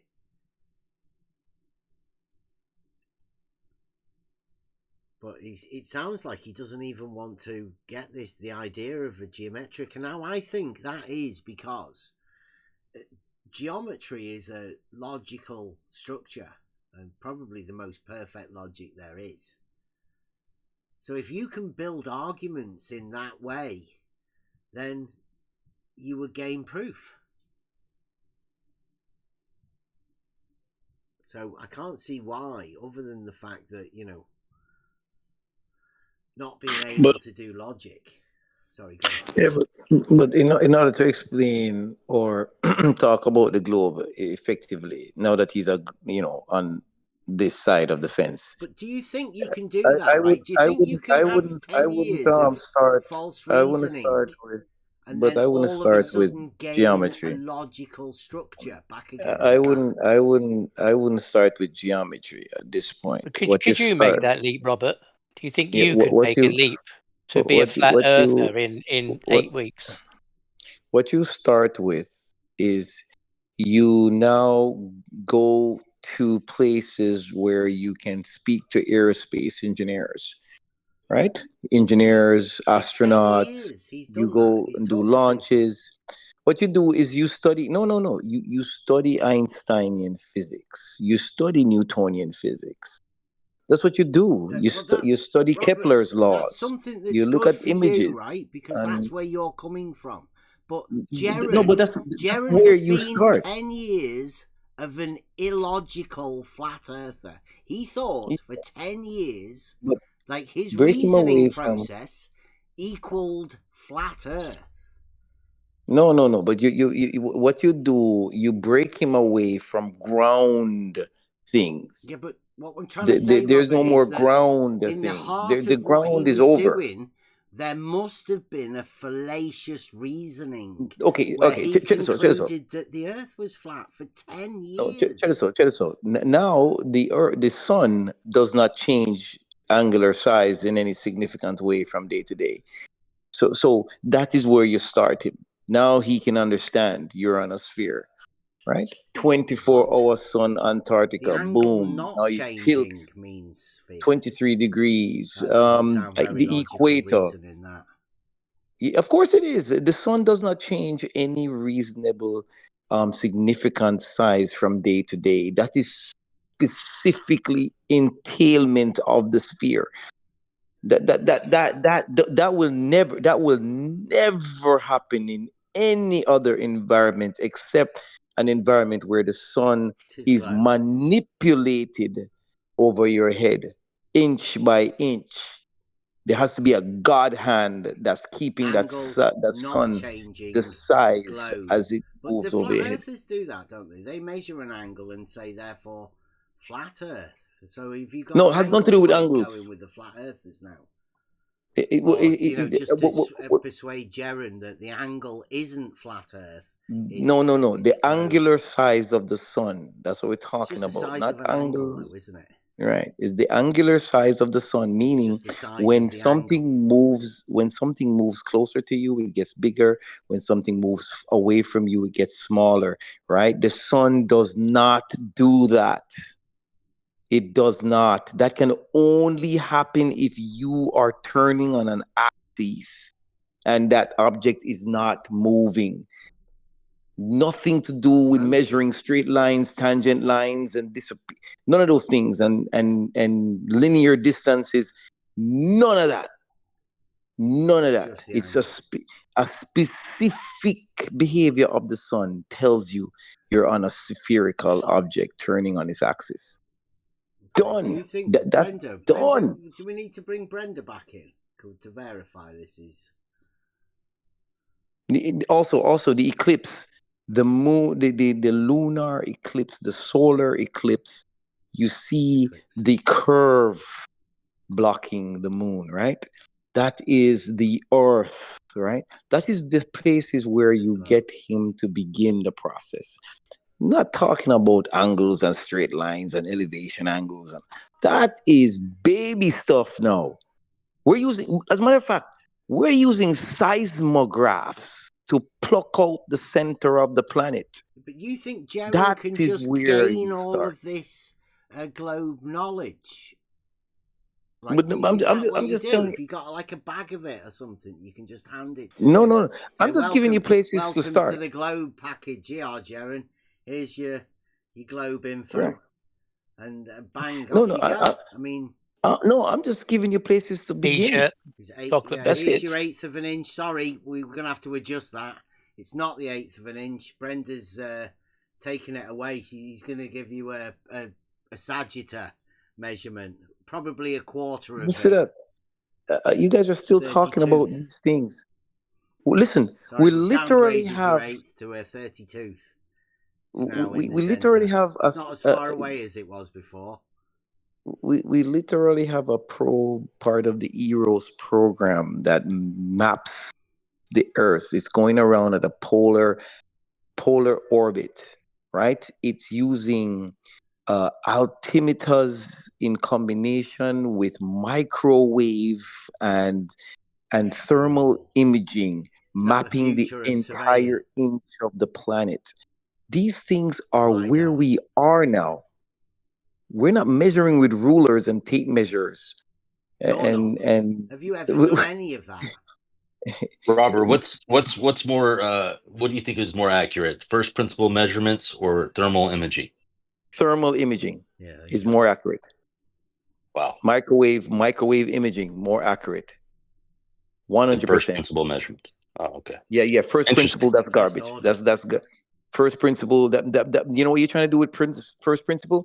You're trying to use water thermal levels imaging. Probably thermal imaging. And spirit levels and plumb bobs, and forget that. That's garbage now. That's done. That's done now. People still can use them though, right? Yeah, they can, to build a house and a little bridge, and put a patio on the back of Home Depot, and a Golden Gate Bridge. Yeah, a Golden Gate Bridge. Sure, do that as well.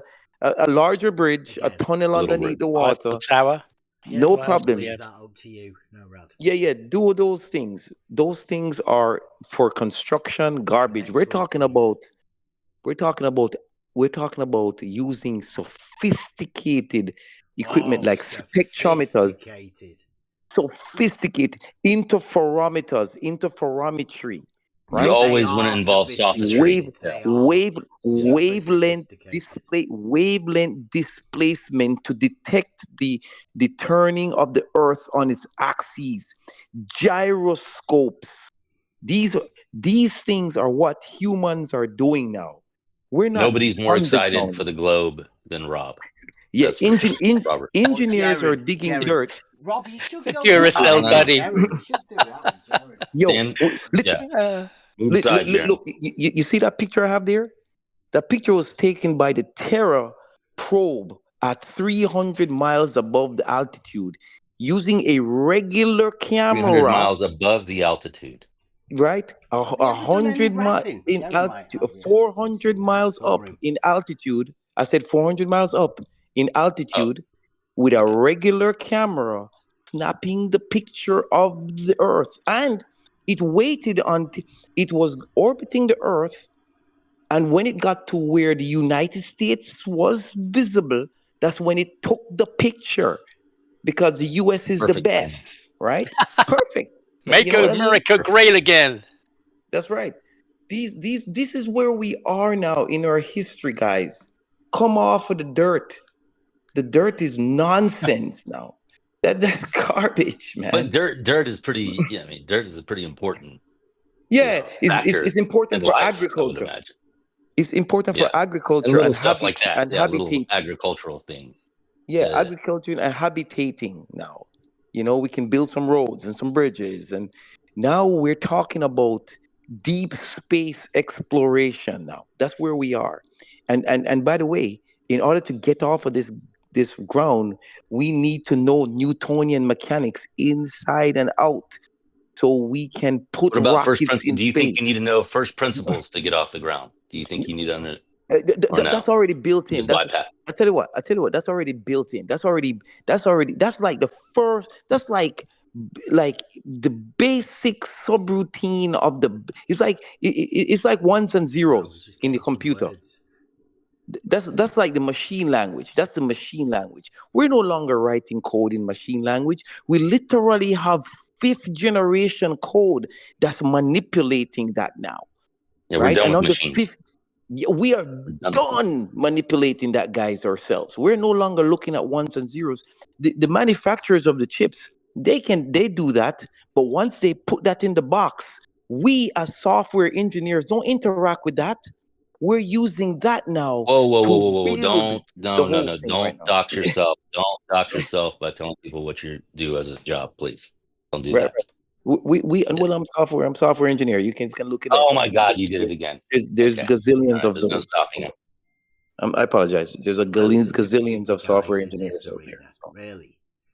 Yeah. So yeah, we don't interact with the ones and zeros anymore. The Hewlett Packard and Dell and Apple, they already built the chip for us. Threw it in the box. Now you know what we're doing? We're using the machine to build telemetry data. Right? Access the satellites and the probes. Right? Building data. And tell them what to do now. And if we want to take a picture of the Earth, we can. If we don't, we're going to go on to the scientific research now. Come off of the ground, guys. That's Are you familiar with the foundations of data building? Are you familiar with that? Okay. Well, not a well-structured question. Not a well-structured question. Not a well-structured question. Because I already told you, we no longer do those things now. Yeah, but it had to have a beginning, right? Do you know anything about that? The beginning? Yeah. Listen, we are already standing on the shoulders of the beginnings. We no longer interact with the beginning. The beginning is already written into the process.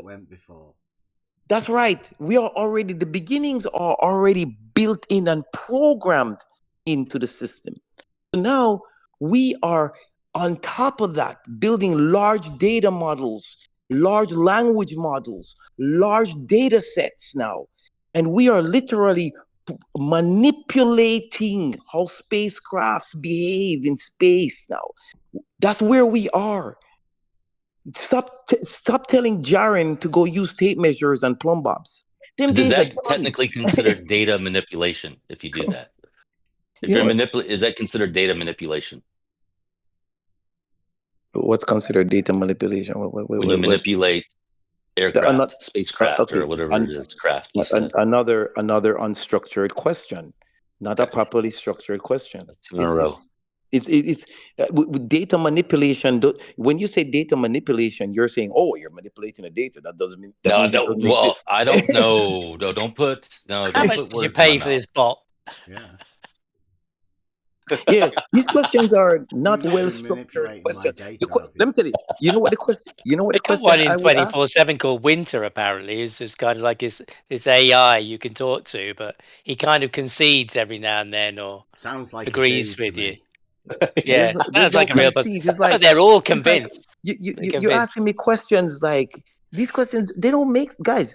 The question you should be asking me is, like how is level horizontal. No, that's garbage. That's garbage. What do you mean it's garbage? Wrong question. Let him tell you what questions you should be asking him. Yeah, what question should we be asking? The question you should be asking is fresh cream or hold on to this one, don't you? Fresh cream or synthetic cream? Yeah, you should be asking me what is the timetable for the next mission to Mars or to the moon? Have you got any photos of that one that went off last week? Robert, you got a photo there. Have you got any photos of this latest moon landing? They must have had some photos, good ones. Oh, absolutely, we have it. You're talking about inside the craft. There must have been some inside the craft as it was landing. Are you talking shaking about and things? Intuitive machines? Intuitive machines? No, this one, this craft that just supposedly landed on the moon. The Blue Ghost? What's it called? Blue Ghost? Firefly or something. Yeah, the Firefly probe. Yeah. Have you got any pictures of the inside? The pictures of the inside? Yeah, that's there must have had some cameras inside the craft, surely. Yeah. Surely that's irrelevant. What we're concerned about. That's what we want to see. It's what the people want to see. It'd be really convincing. No. People want to see the actual landing on the moon. We want to see the moon's surface. I'm not particularly bothered myself. I'm interested in the moon's surface. I'm not interested Well, in we the haven't got inside that. of We are the not at that advanced then. So, what questions again was it? So a question Something is, about Mars, the timetable for Mars. did you Mars. see? Yeah. The timetable for Artemis project, the Starship launch. You should be asking questions about like what went wrong with the Starship launch. What's And- Mars? and What's what- the point of going to Mars then? Is that and- for the and what- elites to escape and then leave Elites? leave the cattle on Earth to earn the money, or is it like a prison planet or something? Brother, you go sign up for the Astronaut Academy. It's for you. It's for you. Are you a data scientist? Are you an astrophysicist or an astrobiologist? Or are you any of these things? Big man, they need people. They need people now For to what? go and conquer Mars, yo. Conquer it. Go up on the moon and conquer the moon, yo. That's what they want now. Get a flag. Well, You is get a this? flag. Yeah. Are they going to No. Have they got to take over the people who are living there? Okay, hold on. Let's define the word conquer here. So since you're caught up in the word conquer here, so let's define conquer There won't be so any that we can. Put a string on it. Okay. There's not going to be Stop piles being of skulls and schools things. in Successful. Hold on. Successfully overcome a problem. So one of the problems with We Mars tried that at the is- moment, Robert. So one of the problems with Mars is that it has a very thin atmosphere, right? It is exposed to a lot of the sun's radiation. So you as an astronaut can go there to figure out. I mean, that's a pretty good zoom out view there for you, Elderberg. Yeah. Zoom out. You to zoomed figure all the out way to Mars. As I look at that as I look at your avatar, Robert, it looks like a bald-headed man with a beard. A bald-headed man, I don't have any of those things. I still have my full head of hair. No, on the I do have a avatar, beard. your picture that you said you took, or that looks like a bald-headed man with a beard. Yeah, I don't have. You don't see it. Oh, never mind. You got to be creative. I have my full head of hair. A cigarette. I do have a beard. What do you think? Can you see that? No, Rad, can you see that man there? He's got a cigarette in his mouth or his tongue hanging out. Yeah. I have my full head of hair. Yeah, I have my full head of hair. All right. I didn't mean you. I meant your avatar there. Yeah. We don't need convincing, Rob. I mean, we've gone beyond that. We all know tis Globe. No, we're all on board. If you want to, I'd say if you want to talk to Jaren and tell Jaren what he should be doing, then the best thing for you to do is to get in touch with him and have a word with him. Because I mean, you're keen on the flat Earth, aren't you? You're trying to do what he's doing at the moment. He's trying to convert flat earthers back to the globe. So we're all flat Earth. We're globe salesmen, right? You could get in at the ground. Get in on the ground floor. Yeah, you can go to deal with this with the flat earthers. I'm not bothered selling the globe to flat earthers. I think they're bit of a lost cause, really. Whenever you guys interact with him, you have to take him off of this ground-based stuff. Oh, you can't. Because what's going to happen over you. He's not really into the space stuff yet. He did say that, didn't he? He can't get into the moon. Maybe you could be the one to persuade him, to get him over onto the moon. The thing is, Robert, it was him who went to the ground. One of the things I know. One of the things you can Home get Depot, him to do. Tell him to really define the second law of thermodynamics. Tell him to research the second law. I think you can get in the ground floor. There's plenty of opportunities open in there. He's just starting out. He probably needs a sales force, bit of a team. You could team up with him and knock out a few globes. He'd probably give you a bit of crypto advice as well. Oh boy, I'm just saying that's what I'm trying to get flat earthers to get off the ground. You being on the ground doesn't help you. Yeah, humans have long here though. There's no flat earthers here, Robert. I know. Okay. Sorry, but flat earthers, they are stuck on the ground. Yeah, man. You're passionate. How do the globers people? How do they respond to you and relate to you? Have they opened their arms to you yet, or If they open their arms, listen, it's not the in open the arms. arena? We just talk stuff. We just talk. That's it. We Yeah, but you don't haven't like teamed up. You haven't got like no DM's team up. Crew here for McToon or The thing, Globe the reason, Gangsters or anything. You're not the reason connected why yet. the reason why Globe folks don't coalesce like that is because it's not like we're trying to win this battle per se. It sounds like you're in a conquering mood, Robert. It's a curiosity per se.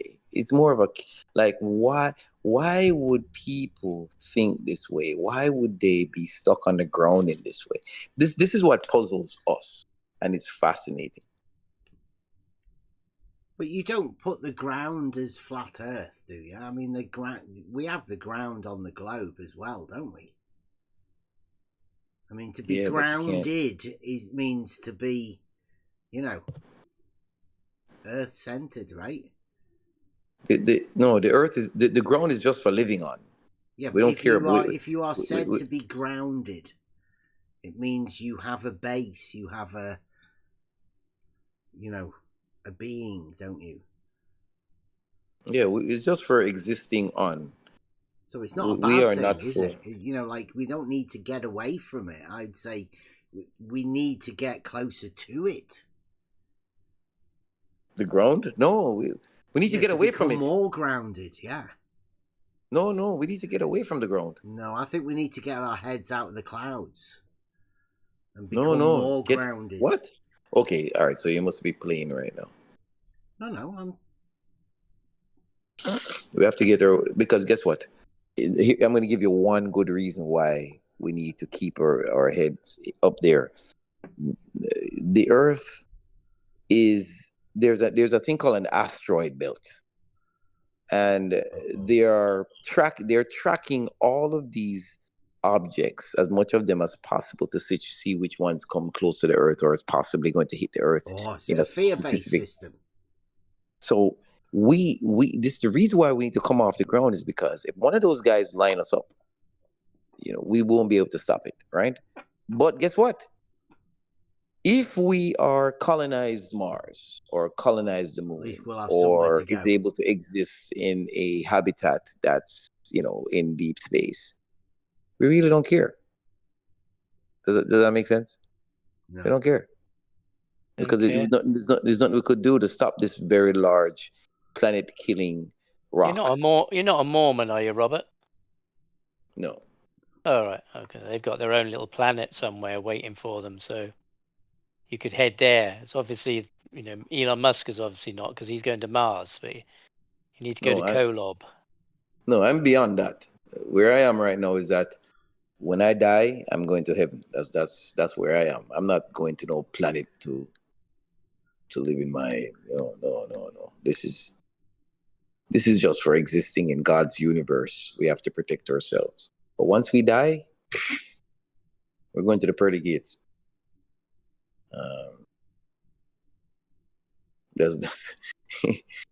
So the Mormons, they're going to a planet.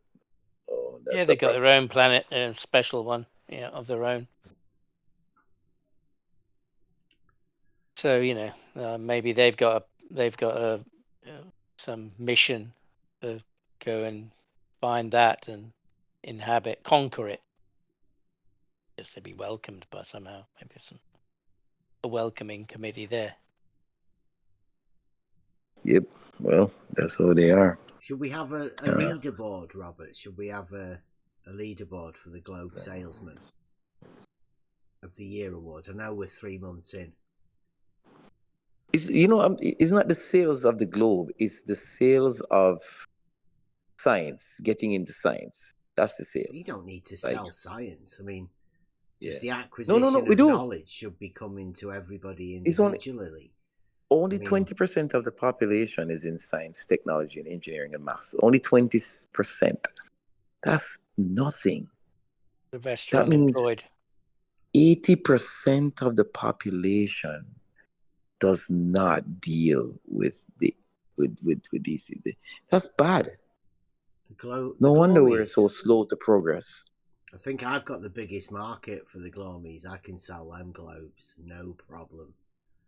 I think I might be leading. I contribute to a 501c that where the guy that runs it, he funds tuition colleges for students that want to get into STEM. So that's something that I give money to every month. It's very little money. But it's anybody who any high schooler that's interested in STEM, they will apply for the scholarship. They apply for the scholarship. The guy gives the scholarship through donations, right? Of globe. STEM, get into STEM. Yeah, I know, but is there any globe sort of? Yeah, whatever they want to get into. We've funded aerospace, globe, right? We've funded aspiring as aerospace engineers. Astronomers. I see it more as a sales sort of thing, though. Really, astrobiologists, you've got to be able to meet the public and communicate with the public and be able to communicate the globe, not just specifically STEM or science or whatever, but directly globe. And it's not. Sometimes it's not an easy sell, particularly if you've got a flat earther there. No, it's not. It's not globe. I mean, there are schools that have globe science, right? But that's more into like climatologists and all these kind of things. We never had any globe stuff when I was at school. Maybe a modern thing. Yeah, there's no globe stuff. It's science, technology, engineering, and math. So, for example, if you wanted to go, most of the stuff I learned about the globe, I learned when I came to Discord. Really?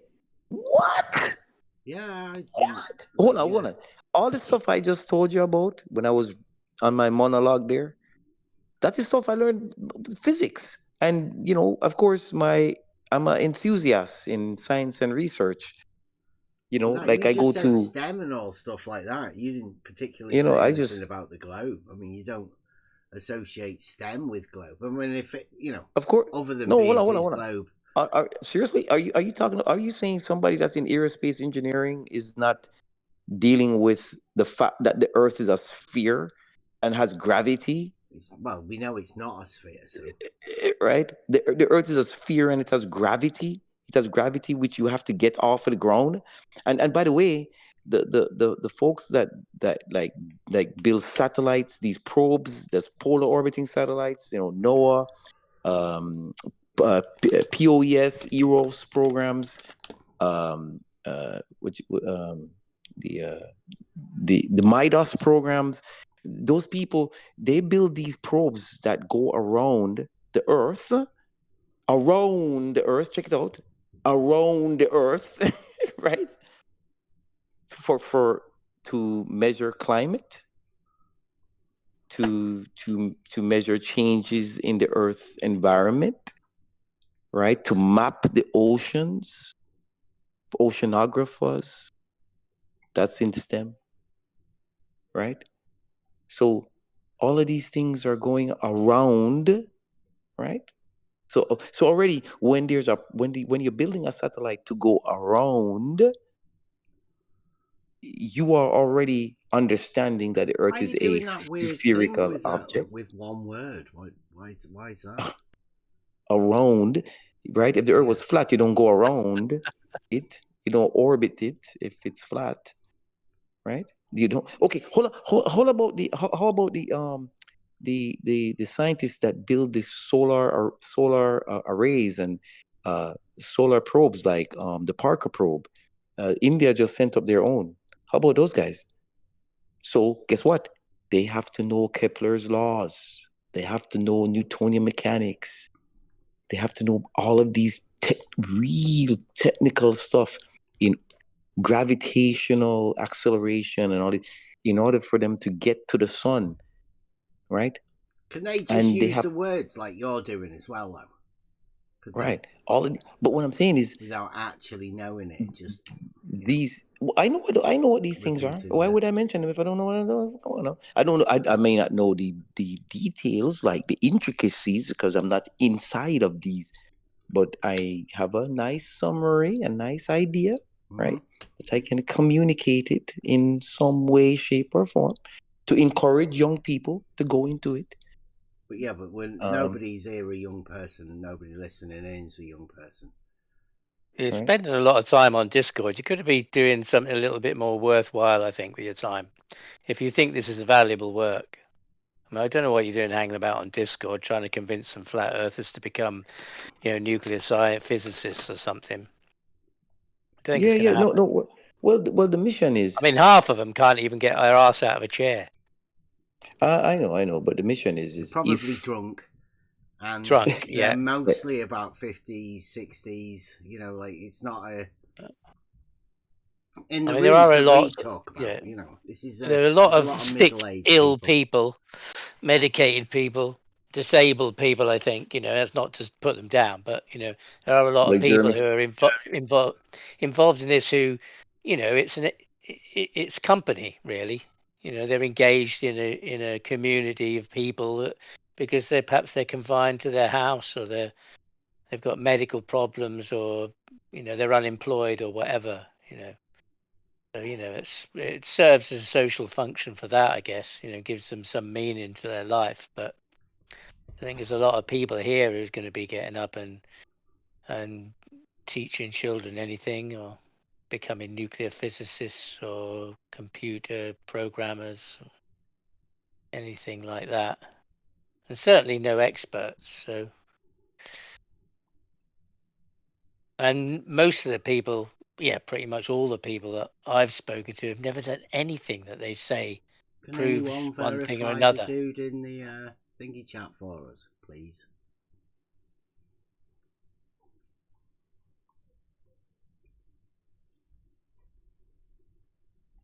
Thank you, Norad. Oh, Norad's gone. Yeah. Good. Yeah, sorry, I interrupted you. Yeah, no, it's all right. I mean, like I say, there's lots of people with lots to talk about who haven't done anything practical. Yeah, even those who are leading. Yeah, I know you are really keen on doing this or whatever. Passionate. Yeah. But passionate. Are you sure you've thought it through? Because I mean, there's some weird people. I mean, were you hearing when I was over there at EA earlier? Yeah. That's a weird understanding, that, isn't it? With the way they're all coming. They're coming from everywhere. It sounds like they're lost. No, they're stuck on the ground. That's what I'm trying to tell you. They're on the ground. If you're on the ground, you're going to be lost. Well, there was some globe earthers in there as well, though. Yeah, down there we're doing very well. I mean, they were telling them about the NASA programs and things that are coming up, and trying to get them to understand, behaviors, with the sun and. But they were having problems with latitude and longitude being perpendicular. Well, I mean, again, latitude goes east. Years. Yeah, but the thing is, I mean, you have to think of it like this. Again, east to west, north to south, right? Mm-hmm. East to west is your latitudes. North to south is your longitudes. All right. There is there is a 60 mile difference between each of those lines, right? What? So that's there's 60 miles each degree. Each degree on latitudinal degree or longitudinal degree is 60 miles apart, right? So if you go from latitude, like when we say you can do fuck all with an angle, have you just give it a distance? If you go from latitude 51 to latitude 52, right, that's a 60 miles you have traveled. No. Okay. No. Okay. No, that's 60 nautical miles, which is an angular measurement. Yes. an angle. Yes. The moment you try and represent that as a distance, No, it isn't. Brother, distance. 60 miles between each degree. Each degree you travel is 60. You have traveled roughly 60 miles.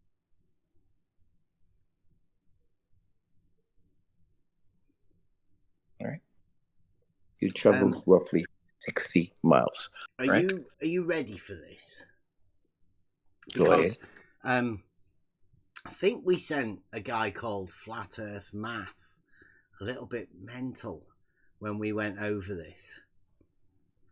This is one of the measurements that you can do in reality, right? And probably one of the only measurements. I mean, there's another one involving 33 feet. But this one is something that you can do in reality yourself. And what you do is you start at one place and you measure an angle to a light in the sky. Right? And then you move to another position until that angle has changed by 1 degree. Right? So that's your distance. Now, how far apart do you think you would be from A to B? You know, the distance if you've 1 degree change. A 1 degree change on latitude? Is that what you're saying? What, of the angle to the light in the sky? Polaris. To the light in this. A 1 degree. What distance that is? In between those two. You'd have to measure it, wouldn't you, on the map? You use stellarium. You'd use stellarium as the map. So each degree in elevation as you're looking at Polaris. Yeah, that's so what you've you're measured saying. 2 angles, one at A, Two angles, one at B, one. and the difference between them is 1 degree. Right. What's that in terms of distance? Well, you would measure it on the map, wouldn't you? You put your 2 locations, one A and one B, and you would measure the distance on the map between the two. You need a third. You need a third reference. For what?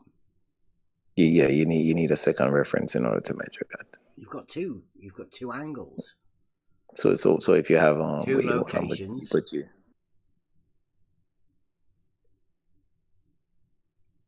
A 1 degree difference between the two.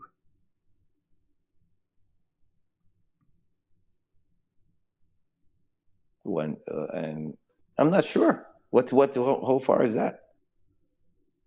Well, you'd have to measure it on the map, wouldn't you? You'd have to go to A and measure the angle, and then go to B and measure the angle. Well, you can do it. Well, I was trying to. We could use parallax to help us to really get more accurate distances. Well, the angle would be measured in the vertical plane, right?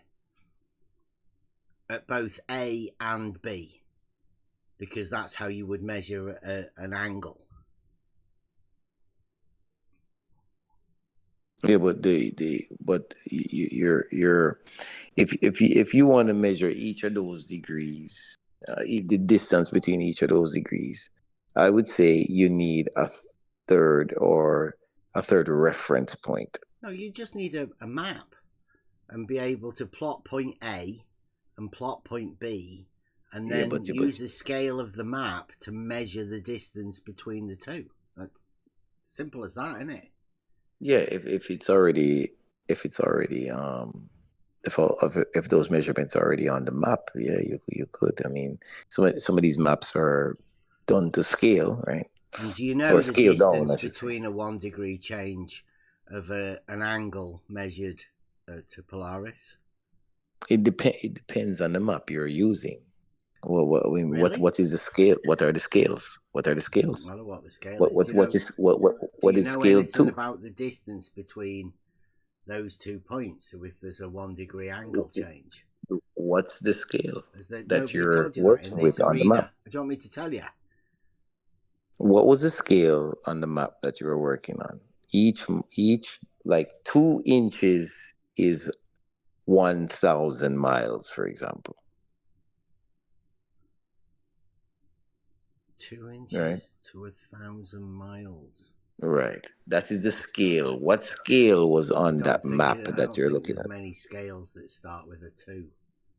It's always Right. 1 to something, isn't it? Right. And I was just giving you an example. So 1 would be 500 miles, right? Which one did you use before? 1 inch to 500 miles. What sort of a fucking map's that? All right. So you're drawing a Like map a of the pocket- United A States. pocket All right. map. So you you're drawing gave a a map figure. of, You gave a figure a little while ago for 1 degree, didn't you? That was an angular measurement. yeah, not me. Yeah, a distance. You gave a distance. I mean, No, that's an angle. It's not a. if we said for every 1 degree, there's a certain amount of miles. I wondered what map he used then.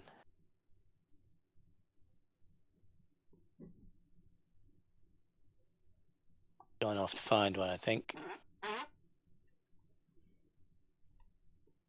Asking Google. Sorry, ChatGPT. What is the So he doesn't distance come across the bent horizontal while he's there. between? No, the key is your scale. What is your scale? The map That would have been is your measured key. at scale 1 to 1. No. I mean, yeah, but are you going to be? The original map would have been measured at 1 to 1, and the original measurements. So the map would be plotted at whatever scale it is, but it would have been measured at 1 to 1. So the map would be the closest representation of the land that we have, with accurate distances between points. Do you know, from being in this arena, anything about an angular change of 1 degree to Polaris and its relation to distance? Because it is one of the only things that can actually be measured within reality.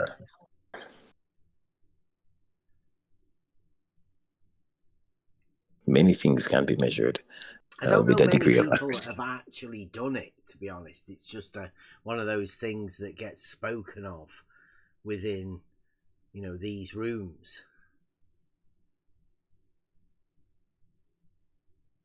These hallowed halls that we frequent.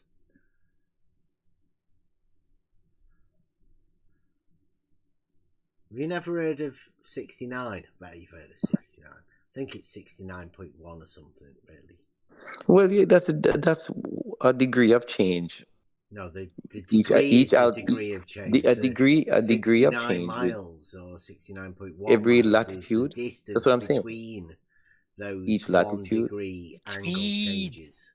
That's what I was saying. That's what I was saying earlier. That each latitude. It wasn't what you were saying. I was trying to ask you whether you knew what the thing would be. You said 60 nautical miles, which is a calculation. No, I said 60 miles. I'm not sure. I said it's an approximately 60 miles. Because that's an actual measured distance on the land. That's right. The 69 is the accurate to the T. I just gave you a rough. I just said about 60 miles, right? But 69, I think you were sure. thinking of 60 nautical miles, weren't you? No. I was just saying. I was just giving you. It's like, for example, if somebody says, "What's the circumference of the Earth?" I would say it's roughly 25,000 miles, but it's actually 24,500 something, whatever. So I was just giving you that it's about 60 miles, right? but if you were to really Google the actual figure, it would say 69 miles, right? So what scale map did you need to reach that figure? no, that's what it is in reality. In reality, you understand? Yeah, I heard you say that originally, and then Right. you went off looking for a map and 3 points. Not me. I wasn't looking for 3 points. Right? You said you needed another point to work it out what the distance was. Right. If you're trying to do Polaris degrees, right? If you're trying to get some distance to Polaris, right? You need a kind of a parallax thing. I thought that's what he wanted. I didn't know he was still after latitude and longitudes. So each degree change of latitude is 69 miles, right? Each degree change in longitude is 69 miles as well. Is it though? Yes, each degree change is 69 miles. If you were to Google it, I'm sure, right? And that's what you're saying. Well, let's Google it. Let's Google it right now. Each degree. Distance between each degree of latitude.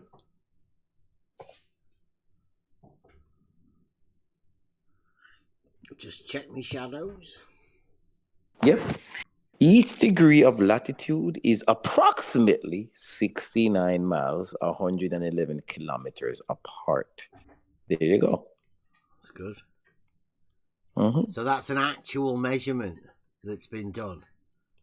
Yes. On the land, right? And it's like a linear, right? Each 1 degree represents a certain linear distance, right?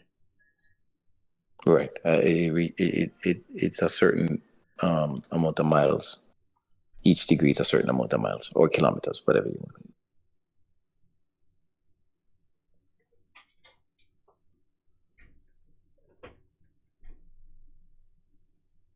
Took a while to get there, didn't it? I told you from the beginning. Well, each you degree of wait till latitude it is settles 60 in. miles. You wait till it settles in. Because it drove flat Earth math crazy for about 3 days, I think. Oh. And he just heard it, right? He saw me doing a picture of it. Let me see if I can find that, actually. I'll find a picture for you and put it in the chat if I've got it. Like if you travel if you start at the North Pole, like I told flat earthers one time, I say if you start at the North Pole and you walk 69 miles to your south, right, or 60 miles south, and then you made a 90-degree left turn and walk another 60 miles, and then made a 90-degree left turn. There you go. And walk 6 miles. You will end up right at where you began. That's how you know you're on a sphere. Look at that in the chat there. 30 degrees, 31 degrees, 32 degrees, and there's 69 miles. 69 miles. That's right, isn't it?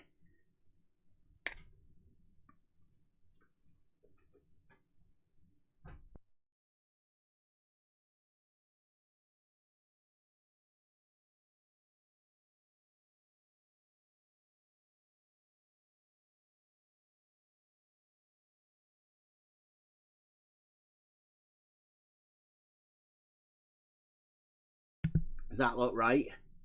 1 degree, 69 miles. 1 degree change, 69 miles. Yep. I just say hi, and I'm glad you're live again, Bev. Nice to see you. Welcome, Rob.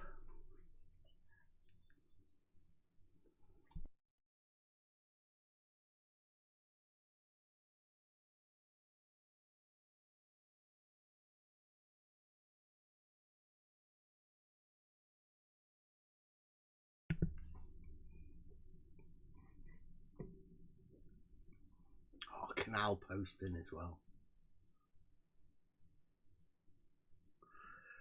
I did that in GeoGebra. So it's a good place for doing angles and stuff like that.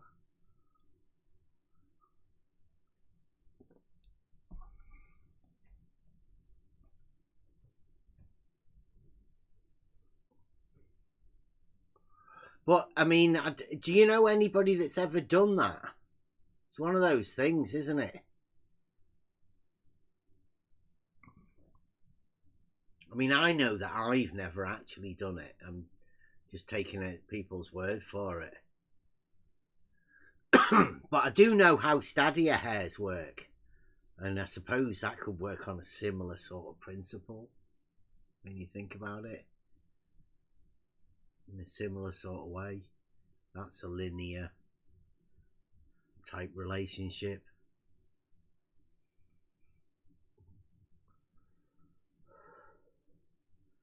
Just work on a different scale. Oh, he's gone. Robert's gone. Just left abruptly. Oh dear, I was just getting in. It was very passionate. That, I tell you, that did flat earth maths not in. He went mental. I've got the playlist on my channel dedicated to him from that particular thing. He came up with Saragaki's Jabberwocky, and that was a good series of videos. That I don't know where he is. I've not seen him for a bit. You say he mentioned his name a few times, and he's likely to appear. Yeah, Fridays and all. Yeah, I haven't even heard him around anywhere, or any mention of him. Not in the recent past, anyway.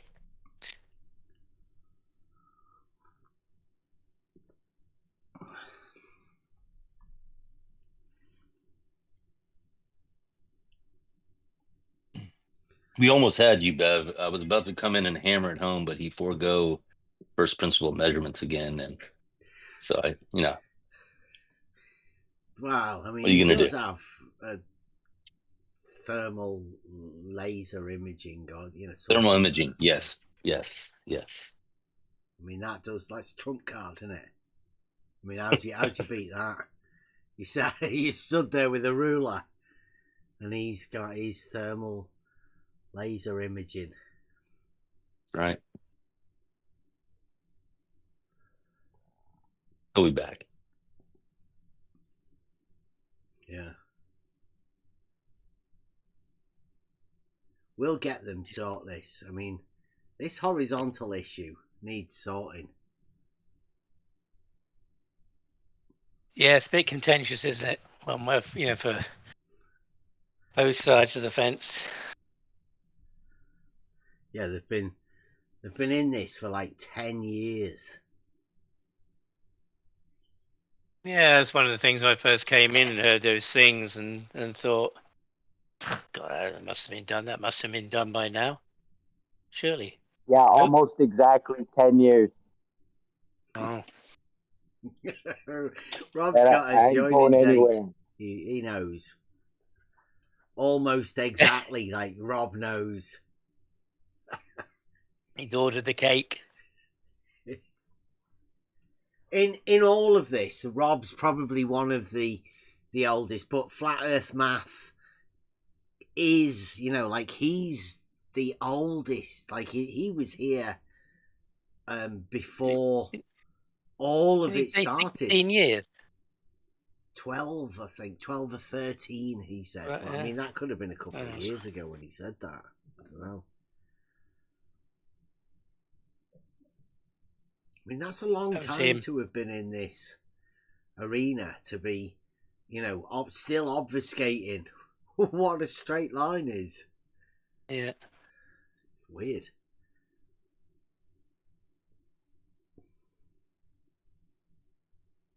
Always bickering backwards and forwards. False dichotomy this. I want to go this side. I think it's because one group of people have literally given level being horizontal to flat Earth, right? They've given it away. They said that can't be, and I don't know why they would ever have done that. Because most of the time when I came into this, I was gonna give you my response. Because I want horizontal, and I want to link it to the water, and then I want to call the water the Earth. Thanks, Bev.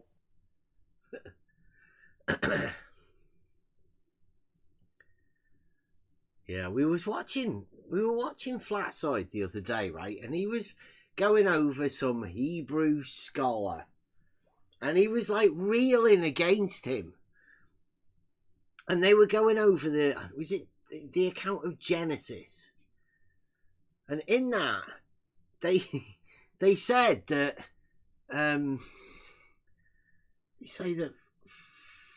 the Earth was separated from the seas in the account of Genesis. So by God's decree, the Earth is the bit that's not flat. So The part that came out of the water. Yeah. I know. Yeah. So the flat Earth is literally against what God said. It's beyond a joke, really. When you think of people like Flatsoid and how he pushes his biblical understanding of it, and it was wrote there right in front of him. He couldn't see it. He's so model afflicted, he couldn't see what was wrote in front of him.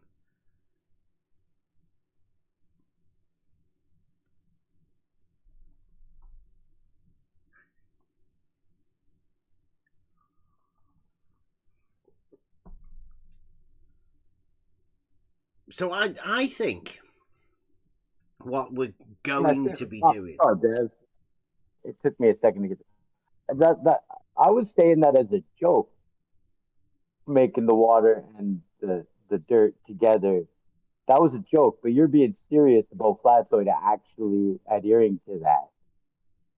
Yeah, he's a flat earther, and he's pushing his particular brand of biblical stuff.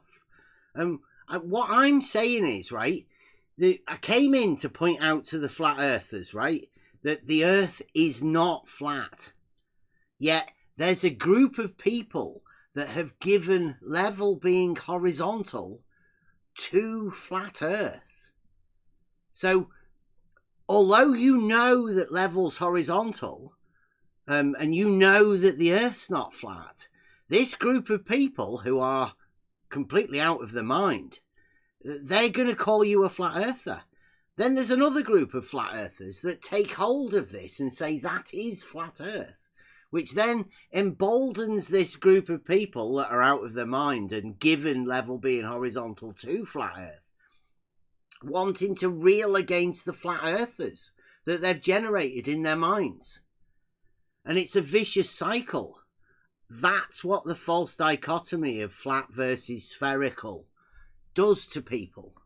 Now, the worst part of it is that someone, Will Duffy or whoever started that thing with the great biblical cosmology debate, where they put all of these players that you're thinking about now in one room,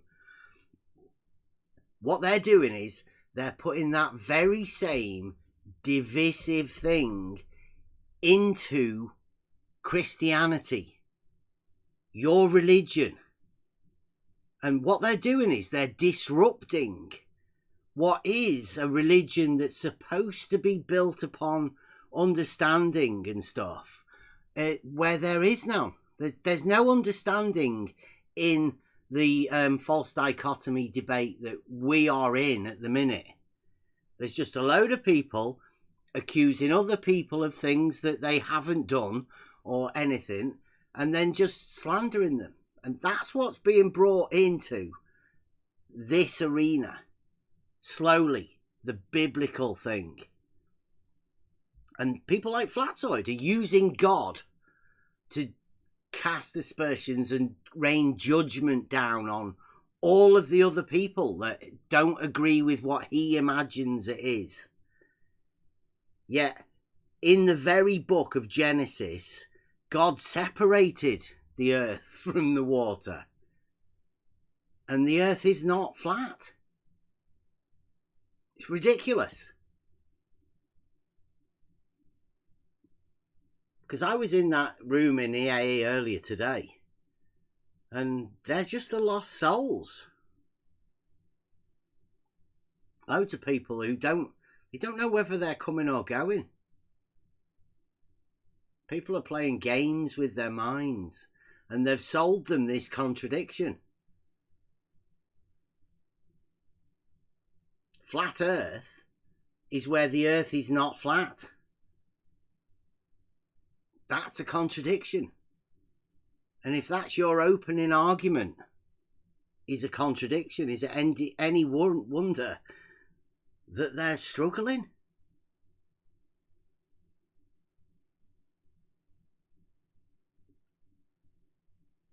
I blame the globe guys, because they're the ones that have done it. I've spent years, ended up having to sort of hide out of the way for a bit to see what happens. And nothing changed. McToons, all of those people, they still say I'm pushing flat earth when I'm not. The earth's not flat.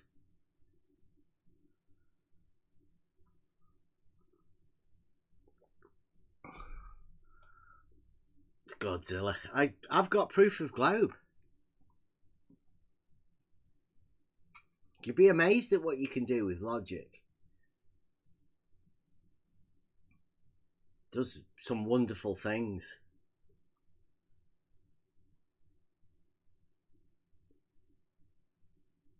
You have to be able to have the understanding of the logic, and I don't see much of it around here. I really don't.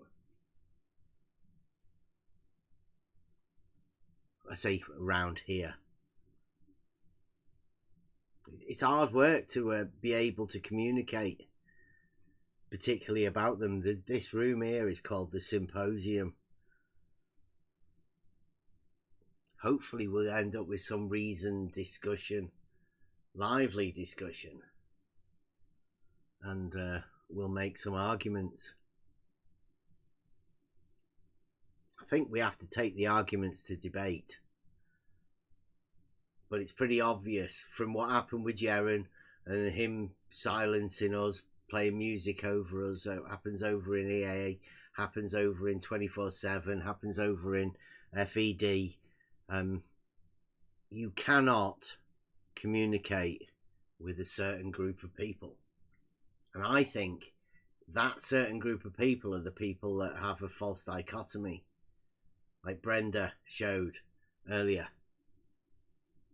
They don't know what a false dichotomy is to start off with. And until we can have a discussion about it, I'm not too sure anybody can actually do any sort of communication at all.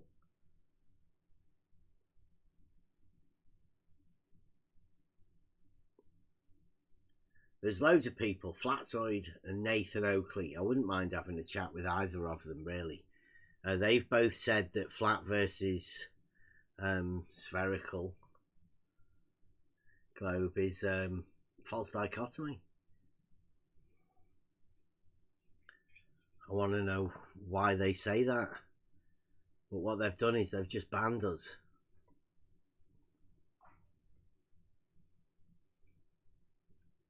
Anyway.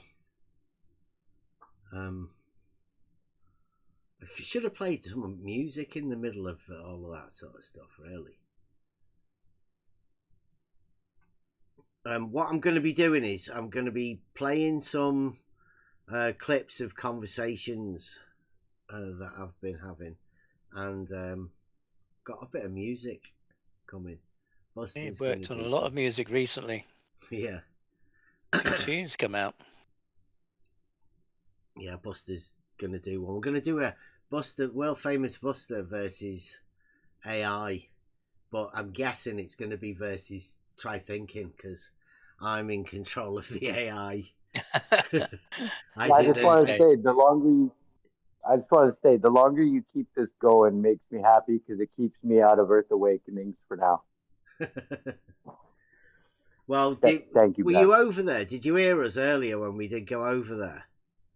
No, I was in I have another server that I found. It's more of like a Bible study, so I've been hanging out there instead. But they shut down, so I seen that you were live, and I was like, "Yee! I don't have to go to Earth Awakening." So I'm here. Yeah. Thank you. We know that some people just like to listen to people talking and stuff, and we do have some pretty good conversations. I mean, we're always here. The Discord's always open. If anybody does ever want to come and, join in the conversation or whatever, then if we're not live on Discord, live on YouTube, we'd probably be in the Discord. So come in, introduce yourself, ask us some questions, get involved in it. Yeah, like Rob v. Utah. He's keen. He's a keen globe, but perhaps too keen for anyone in this arena. I'd call him too keen. Yes, Bev. I would say he's a little too keen on the globe. Yeah, but people are passionate like that, aren't they? I mean, once you get seeing the rockets and stuff like that, maybe. Oh yeah, I'm passionate the other way, so it's all good. Yeah. Yeah, people do all sorts of things, buy microphones, get observatories in the bottom of the garden, looking at lights in the sky. Something that, certain people do. Some of us just sit around in Discords listening to people talking or talking shit ourselves. Right, yeah, I have been doing some music. I was hoping that we got some sort of a thing on the mixer. It doesn't seem to be piping it through.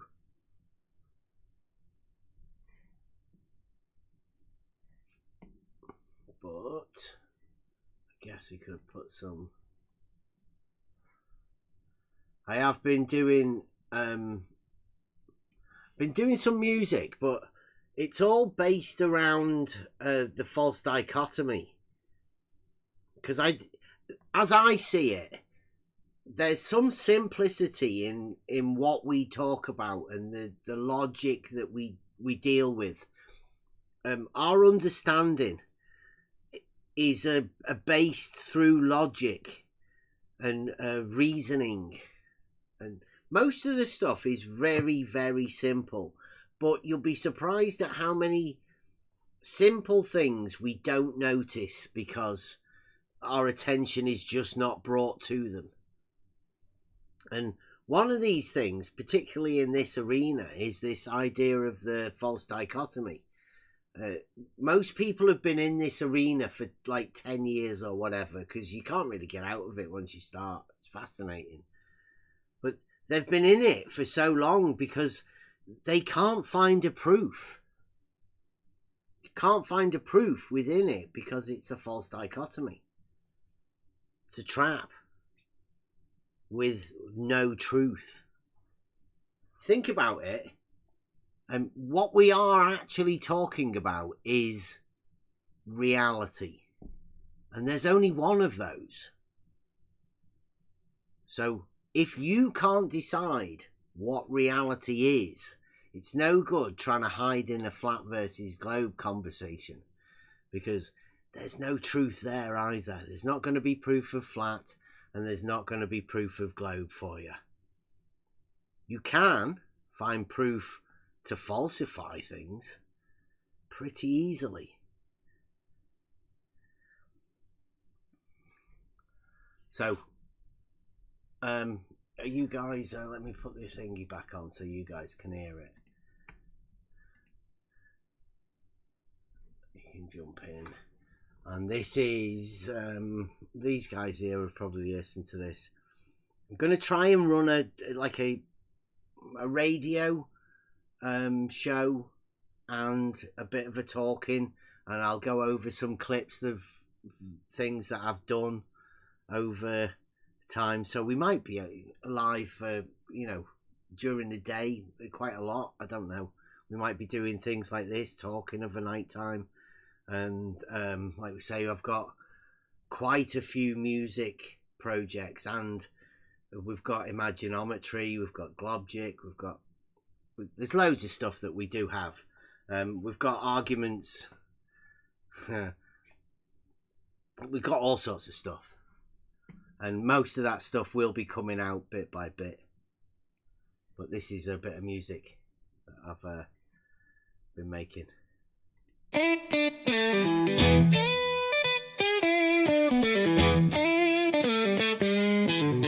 Two paths before me, both close like a cage.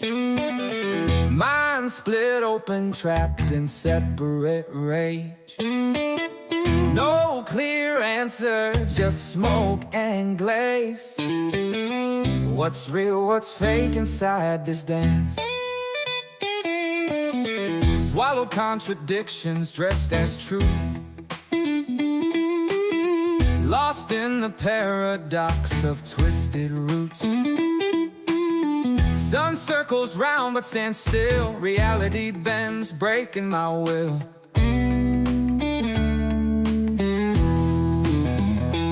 False dichotomy keeps pulling me in.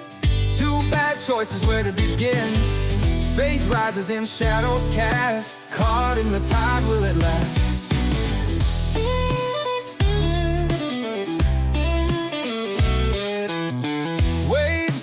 Doubt crashing on belief.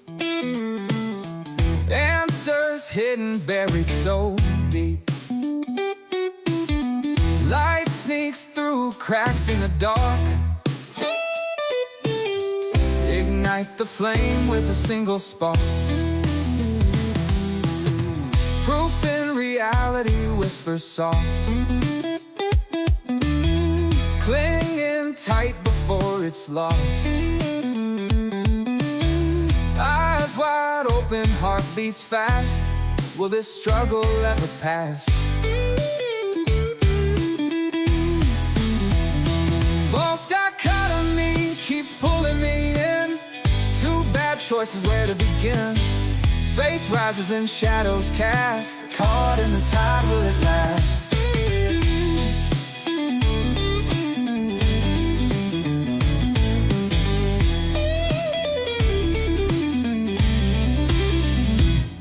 False dichotomy keeps pulling me in.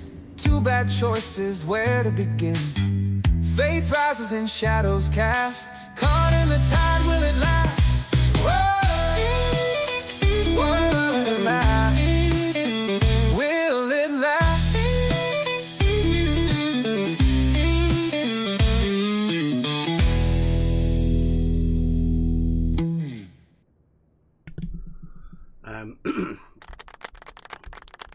Just one of the there's a few of those false dichotomy ones. Okay, wait. Can I just say something real quick? Yeah. I hate country music, but I could get behind that song. I actually was stomping my foot as the song was playing. Is that country? So, it wasn't down as being country. Well, it sounded country to me, but I could dig it. I try and make tunes that I think Buster might be able to do. So there's a chance that, Buster might be able to do a version of that song as well, to sort of mix it up. That's the idea of the songs. And we are going to be going into the music editor to see what we can do, playing about with them, to make some songs. It's good. It's interesting. I think it's a good delivery method for logic or the nth meme or something, it's something that you can remember. I've got a few things about logic as well. A bit of a spoken word type program going on about logic and stuff. The idea is for us to bring the advanced simplicity idea into making arguments, discussion. Try and bring it down to basics. I had a question about this false dichotomy. Yeah. So, is it a false dichotomy because there's more, there's other conceptions you could have, like such as like concave Earth and stuff? Like it doesn't have to be either flat or globe. You're saying they're like not. I'm saying that I can make arguments to falsify both flat and spherical. So if I can do that, personally, then I call it a false dichotomy. Which obviously challenges somebody to find a truth. Or, like most people do, they agree. False dichotomy. Nathan Oakley said it, Flatsoid said it, Brenda's said it. I think you probably agree that it's a false dichotomy as well. Maybe for different reasons.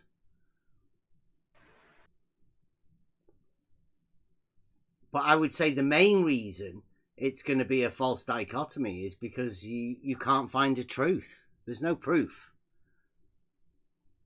Which is what you would require, I would think. What about evidence, though? There's evidence, right? And as the evidence piles up, the evidence is suggestive of either, flat or globe. It's not flat. That's one thing for sure, isn't it? Well, it's topographical. Would you like the planar? Planar is a better word. But it's not planar either, is it? Well, no, I don't think so. I think it's moving. I think that's one there's a lot of evidence for. For moving? Yeah, motion. Well, I would say to you, like a plumb bob. Do you know the difference between a pendulum and a plumb bob? Yeah, a pendulum has inertia. Motion. A plumb. What's that? Motion. Yeah. Okay, so if the plumb bob, the difference between a plumb bob and a pendulum is that the plumb bob has no motion, would you imply motion to that no motion? Imply motion to that no motion. Yeah, because you said there was evidence of motion. Yes. Well, is there evidence of motion within the plumb bob? No. So there would be evidence within the pendulum. Yeah, because the reason the pendulum is because of reference frames. Like inertial reference frames will always be shown in non-inertial reference frames. So if the pendulum is the inertial reference frame, it'll be shown if you're viewing it in a non-inertial reference frame. But you wouldn't like to imply motion where there is no motion, would you? Or would you? Could you? Well, you might not be able to detect motion, but with your, just your senses. But if you have a tool that you can measure motion, like as Earth rotates around its axis, that would be acceleration. So a pendulum, in essence, is an accelerometer, and you can measure that acceleration.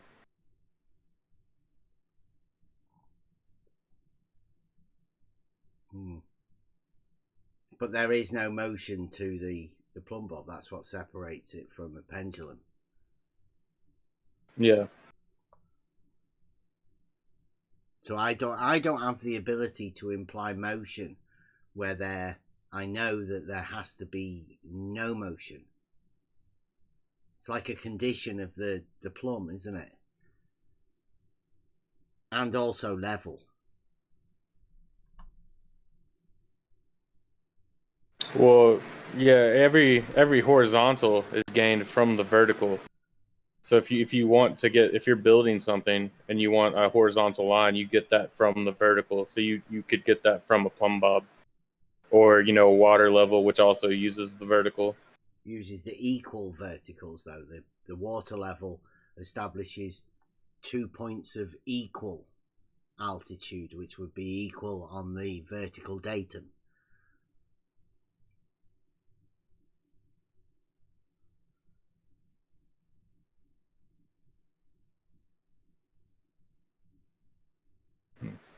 The water level, 2 or more points upon an equal altitude.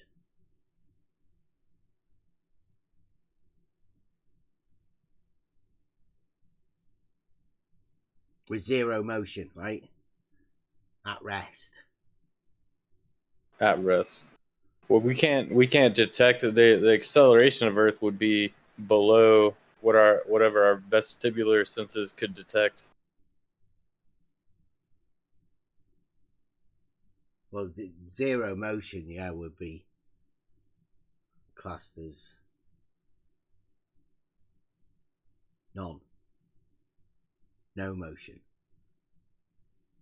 And that's why, I don't have any contradictions. So I would say, were you to imagine that where you've already decided there is no motion actually has a motion, that would be a contradiction, giving motion to that which has no motion.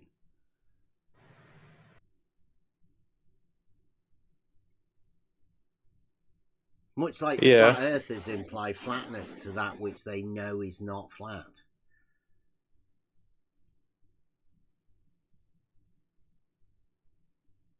They imply flatness to that which they know is not flat. Yeah. But they claim to measure it flat.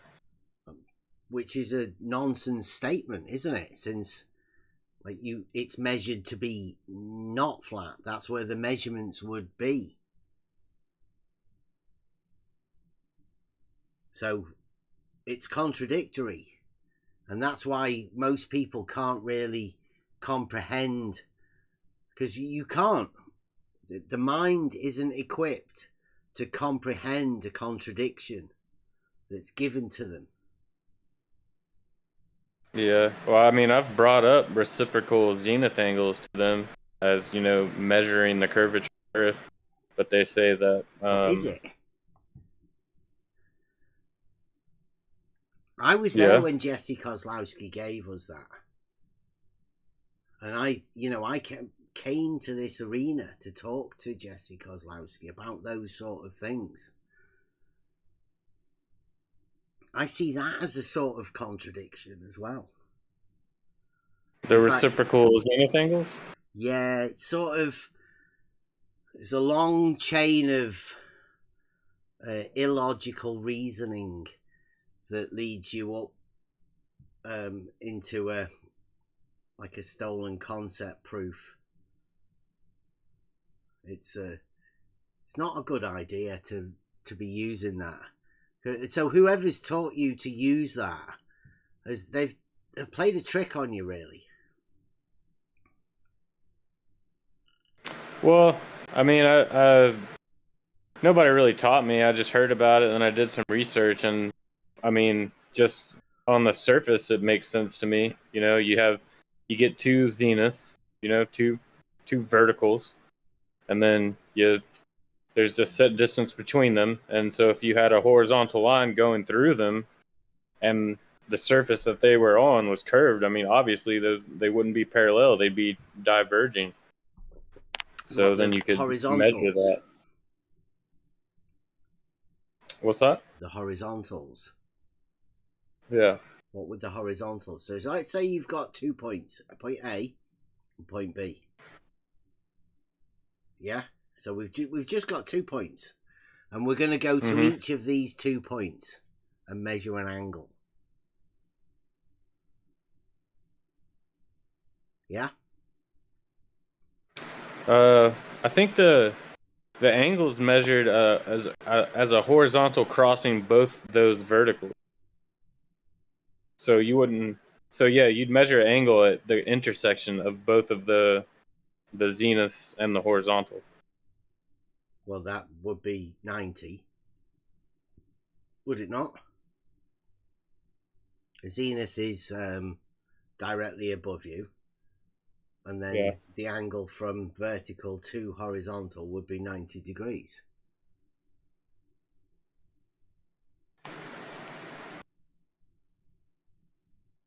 At both positions, right? Because vertical and horizontal are always perpendicular.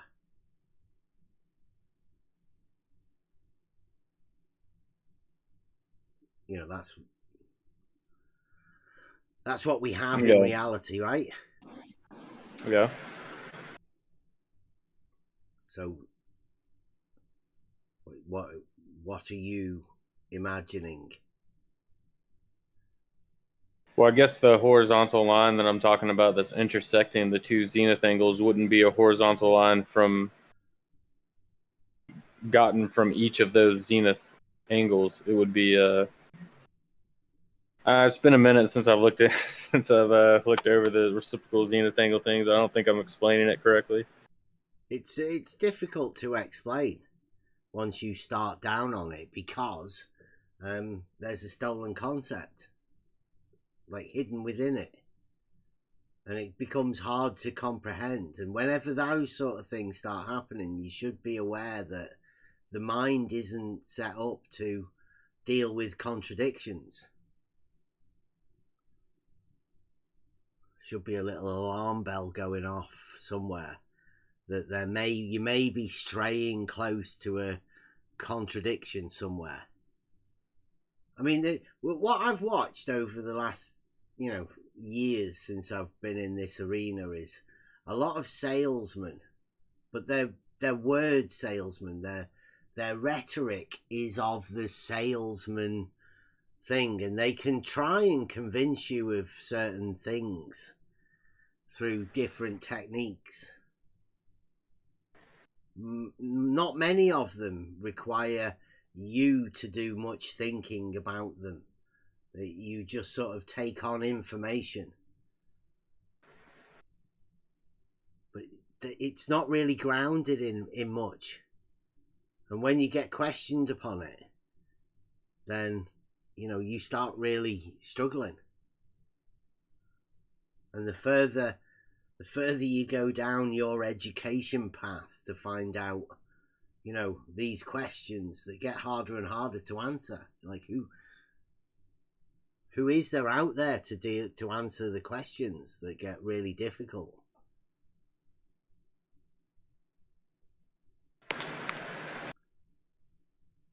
Reciprocal zenith angles will only hurt you. Not to be used as a proof. What kind of measurements would you like to see then? What do you mean? Like if long distance observations, which is what most of the flat Earth people I've talked to cite as their measurements, and then the reciprocal zenith angle seems to be the most cited measurements from the globe Earth side. If neither of those measurements are really doing it for you, then what kind of measurement, what kind of observations would bring solid evidence? I chose, me personally, the shared straight line segment. Thought that was the best proof. Somebody challenged me to prove that level was horizontal. And you went out and did it yourself, right, Bev? Well, yeah. I realised when he challenged me to do it, I realised I couldn't prove it. It was just something I'd been told, and it, no matter how reasonable it sounded or whatever, that I didn't have a proof of it. So I set to work to prove it.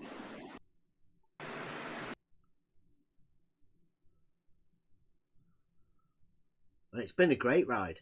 But, like proving a straight line. Who'd have thought of that? Like, why do you need to prove a straight line?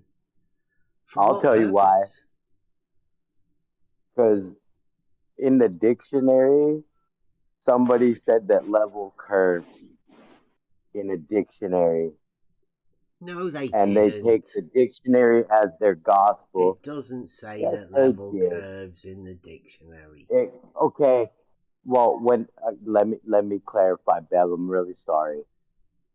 When it says it conforms to the liquid parts of Earth's surface, and when they think of Earth, they think of a flying, spinning water.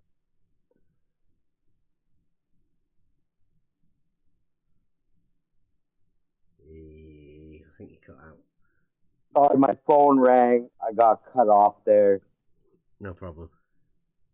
I don't know what part you guys catch the very end of that. Conforming to the liquid parts of Earth's surface. Yeah, I know. But like a bit earlier on, it said that a horizontal condition. The water level seeks a horizontal condition. So yeah, that's the thing that it conforms to. I mean, it is obvious, right? And it happens in reality because it's in the dictionaries. It's the tools that we use. So there's no need to give it to flat earthers. Right? It is just something that happens in reality. And we know that the Earth's not flat. So still something that happens in reality. There's no problem with it. For most people. How do you know that the Earth isn't flat if you can't measure the curvature of it? I can measure that it's not flat. I've done some surveying. I've measured that it's not flat. Like what is it that you imagine makes the Earth flat?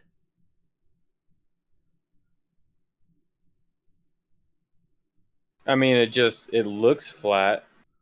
I don't think it's flat. I think it's a globe. But I mean, I get the point that the flat earthers make when they say it just use your eyes. It looks flat. It doesn't look I'm like, flat, okay, though. yeah. And I live in a coastal plain. Well, if you look out at a lake or something like that, it looks pretty flat. See, man, that just proves my point. I live in the Rocky Mountains. Does it? I live in the Rocky Mountains. It's definitely not flat here. But when you want to turn the water into Earth, yeah, it looks flat. Yeah, if you look at a lake. Yeah, it definitely looks flatter than the Earth. But it doesn't make the Earth flat. That's mad.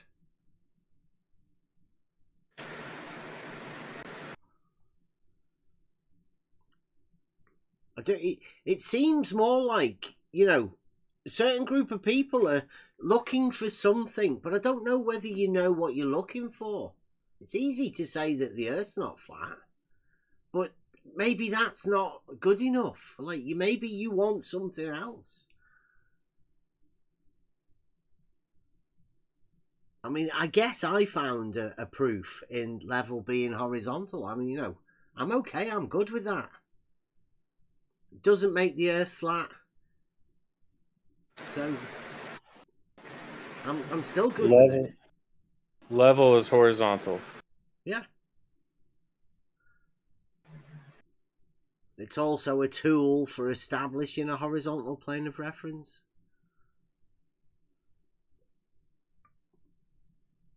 Yeah, but it establishes that horizontal by using by using down, right?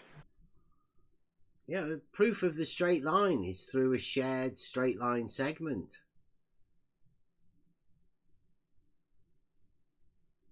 They're principles used within surveying.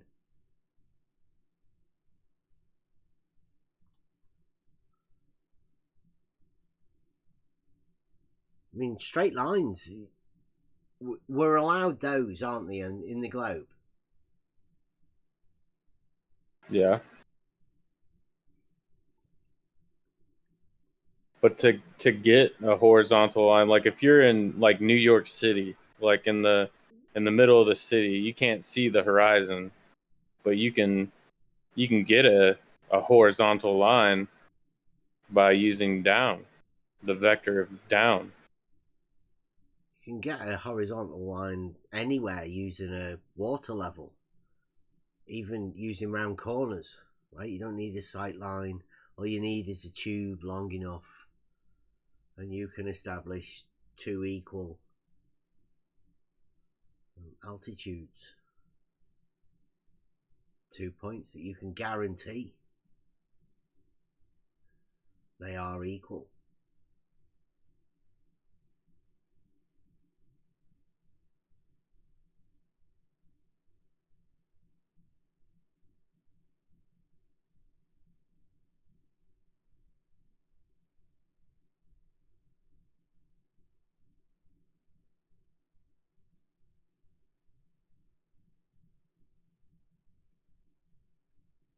Looks like McToon's had a go at doing the reciprocal zenith angles. Isn't that funny? Imagine putting yourself in that position. You might have to do it, Jesse Kozlowski.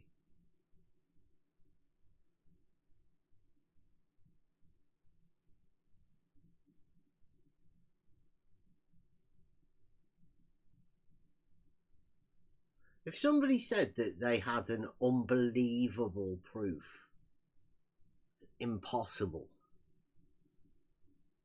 proof, do you think you'd take it on? Would you trust that person? I guess it depends on how good the salesman is.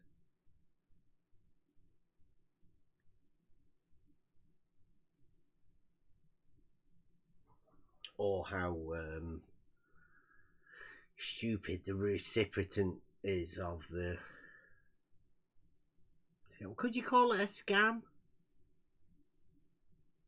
What happens? What do you think if the guy selling it you isn't aware of it? It couldn't. Could they? Could they get away with selling you something?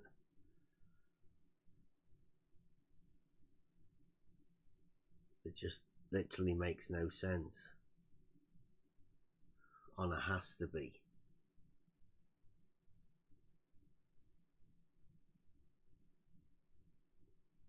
I think that's what reciprocal zenith angles are.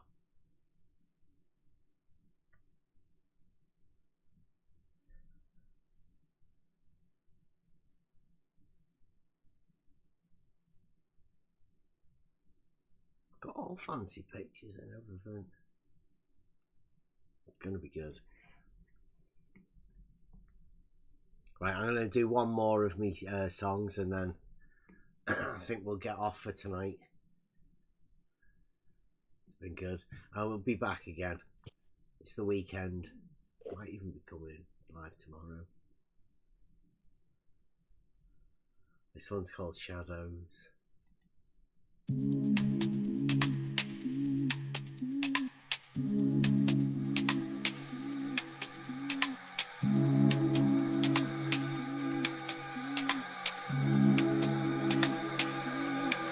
The shadows dance on the cave's old stone, a journey back where we're all alone. Wisdom comes from the dark unknown. Paint no pictures, just let truth be shown. Through the echoes, thoughts will flow. Symbols shatter where we dare to go. Truth ain't wrapped in a silver bow. Seek the depths, enjoy the show. Don't fear the cave, it calls you near. In shadows the answers start to clear. To unlearn, it's a path we must steer. In the silence, our minds reappear.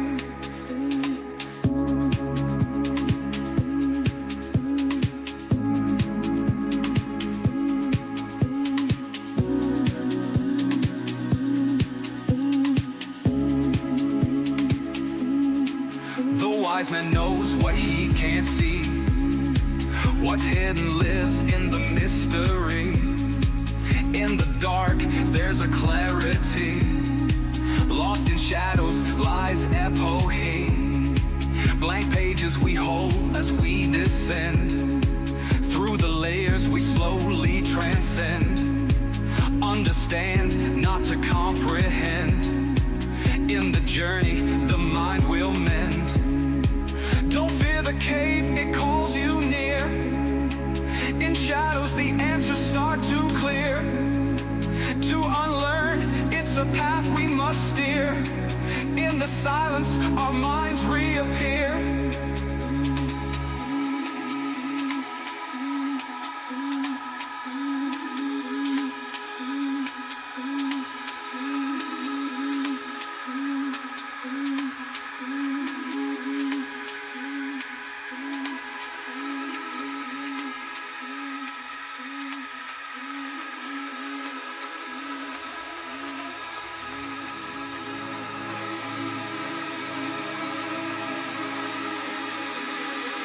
Don't fear the cave, it calls you near. In shadows the answers start to clear. To unlearn, it's a path we must steer. In the silence, our minds